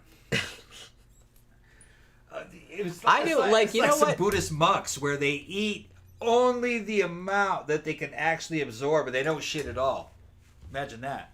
Just like a little pellet. Totally fucking... Like a rabbit pellet. Yeah. Totally efficient. Although I don't see that as being real. That can't be good. Well, I'm not even talking about efficiency. It's like, what fun is that? Like, I understand that... Eating funny shit has always been ideological. It's always has something to do with That's what I people's mean. mind. There's I always kind of some feel idea, like, yeah. look, I'm a rationalist. I'm a materialist. Yeah. I'm just kind of like, look, I don't believe in an afterlife or nothing like that. So I'm just kind of like, look, you're here on Earth. you might as well enjoy yourself. Like, don't overdo it. Don't fuck up other people or nothing like that. But it's like, there's no heaven. There's no nothing coming after where it's going to, I'm going to deny myself all this shit on earth. Like, I can't eat a donut or anything like that for whatever reason. Like, later on, fuck that. I don't believe that. I believe Have in a an good afterlife. time. Yeah, Have a good time. I believe in an afterlife. Within reason. Yeah. Don't fuck over other people. Don't do anything like that. But have a good time while you're here. Enjoy yourself. Yeah, I've Enjoy had yourself. out-of-body experiences, spontaneous astral projection, near-death experiences and shit, just like that do that taboo. I'm going, that's it, Jen, that's it. You can't really use it to save yourself with, but you can do weird shit with it every now and then. And I've kind of been out of the hang of it. I got to get back into that mindset. It takes a couple months to get back into that. You gonna do like spiritual fucking? I'm spirit not fucking. your half sister, but No, it's so it might not quite be you the got same. to have some kind of got to have the primal. You could pretend, But you don't just have pretend. you don't have any sisters or half sisters. As Yeah, far that was as a we good. know. That was a good flick. He was spirit fucking his half sister. Yeah, Going astral. So to that was one of the taboos. You know you're hot when you're. When your own sister is when- like, all right, You know you're hot when your own sister's like, all right, about you going out of body to get that pussy. You got to go fucking out of body to get the pussy. Sit like a ghost. Yeah. yeah, It's it a was wild- it that was was a a whole wild thing. show. Well, I mean, they fucked in real life too, but Yeah, that too. They did both, but he was. yeah, he was like, there was a whole thing. Yeah. And then like, she said, She killed her own husband to be with him, and then he fucking turned her down. Nah, I changed my mind. She killed herself. nah, never mind. Yeah, man. We'll see how that. I'm kind of hoping they played because I was like, man, they She's gonna left a come lot back of as a spirit. they left a lot of threads hanging. She's gonna come I'm back as a gonna ghost. say. She's gonna come back as a ghost. I was like, I really need to. I Yeah. need to delve more into this mythology Yeah. of this person because there's all kind of like supernatural shit that they brought up, and it's like they kind of went into it, but not a lot. There's an afterlife. You're just not the same in the afterlife. The character you were is gone. It's just your point of view now. And then you're going to inhabit something else. Or fucking join into the singularity and not come back. Or maybe you're in there for a while, but you can come back out later. I don't know. But if you But have I mean, an if you have don't- an out-of-body experience while you're alive and you go into that singularity, you're gonna die. Your body's going to die. You're not going to come back out. But if you don't remember anything from your former life, then I would argue then you're not really the same person anymore. No, when you're out, when you're out, you do have vague kind of like stripped down memories of kind of past lives, but they're not really internal. They're more like external. You kind of see them around you. Because if Like something greatest hits albums, you see them like the covers of greatest hits albums. Go, oh yeah, I remember that. Oh yeah, I remember that. You don't really remember that. those are my greatest hits. Yeah, like the greatest hits albums. Yeah. Yeah. And you're outside space time, so there's no past, present, or future. It's just one thing. I It's a get that, singularity. but like I said, I kind of feel like if I was gonna believe in some kind of like afterlife or some kind of ghost shit or whatever, that would be predicated upon me like remembering me as a living person. No, it's just If I don't remember that anymore, then it's like, what's the point of No, it? when you're out, you realize that doesn't really matter. Only thing that matters is your qualia, your point of view. You know what I mean? Your being. You're seeing an experience. yeah, But you're I actually get that. pretty simplified when you're like that. Kind of like a little squirrel or something. You're just having fun. It's not serious, really. You don't. It doesn't. You know, I'm already it's- kind of like a little squirrel. Yeah, yeah. You're not all that serious when you're out. Go see the men who stare at goats. That was a fucking good. There's a certain amount of truth to that.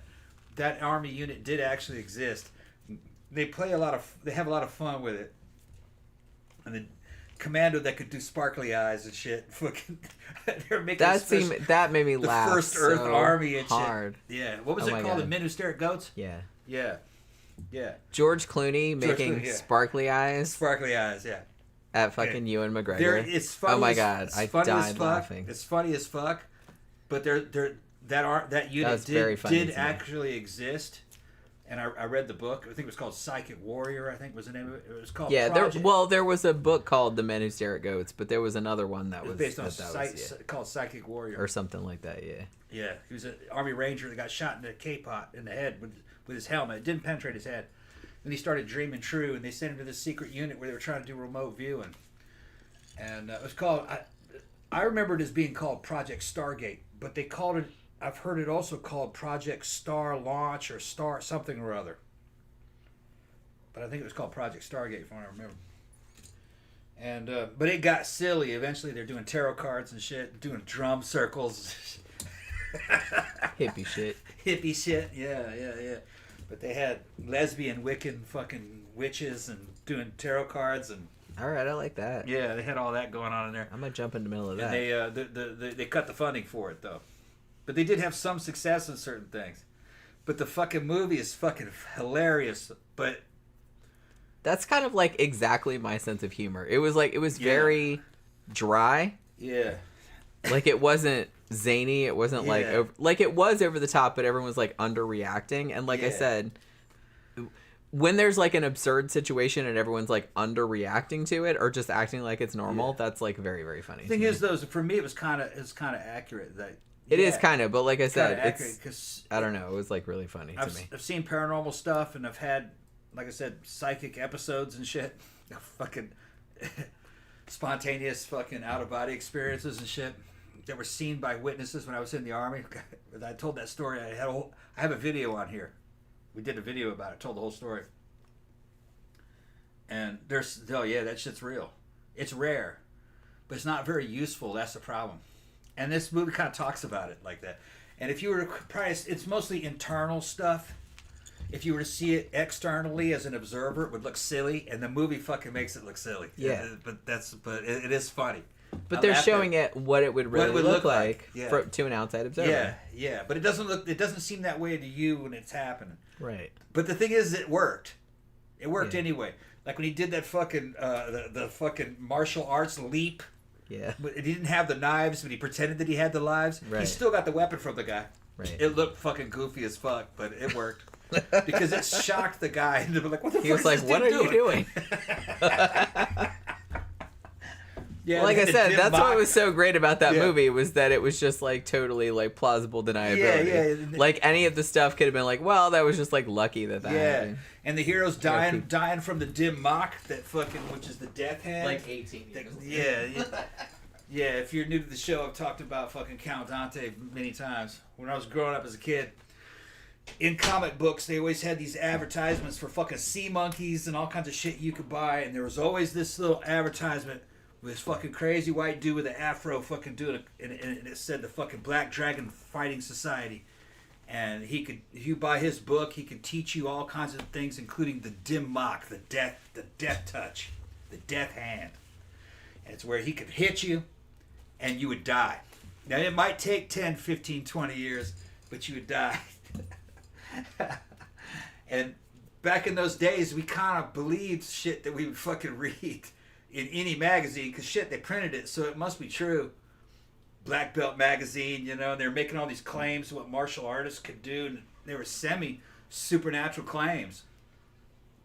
And we're like, well, that might be true, chi balls, fucking throwing chi, fucking shoving your hand through fucking iron grates that's smaller than your wrist, so it's just your wrist in there, and like the dude's doing these fucking amazing feats.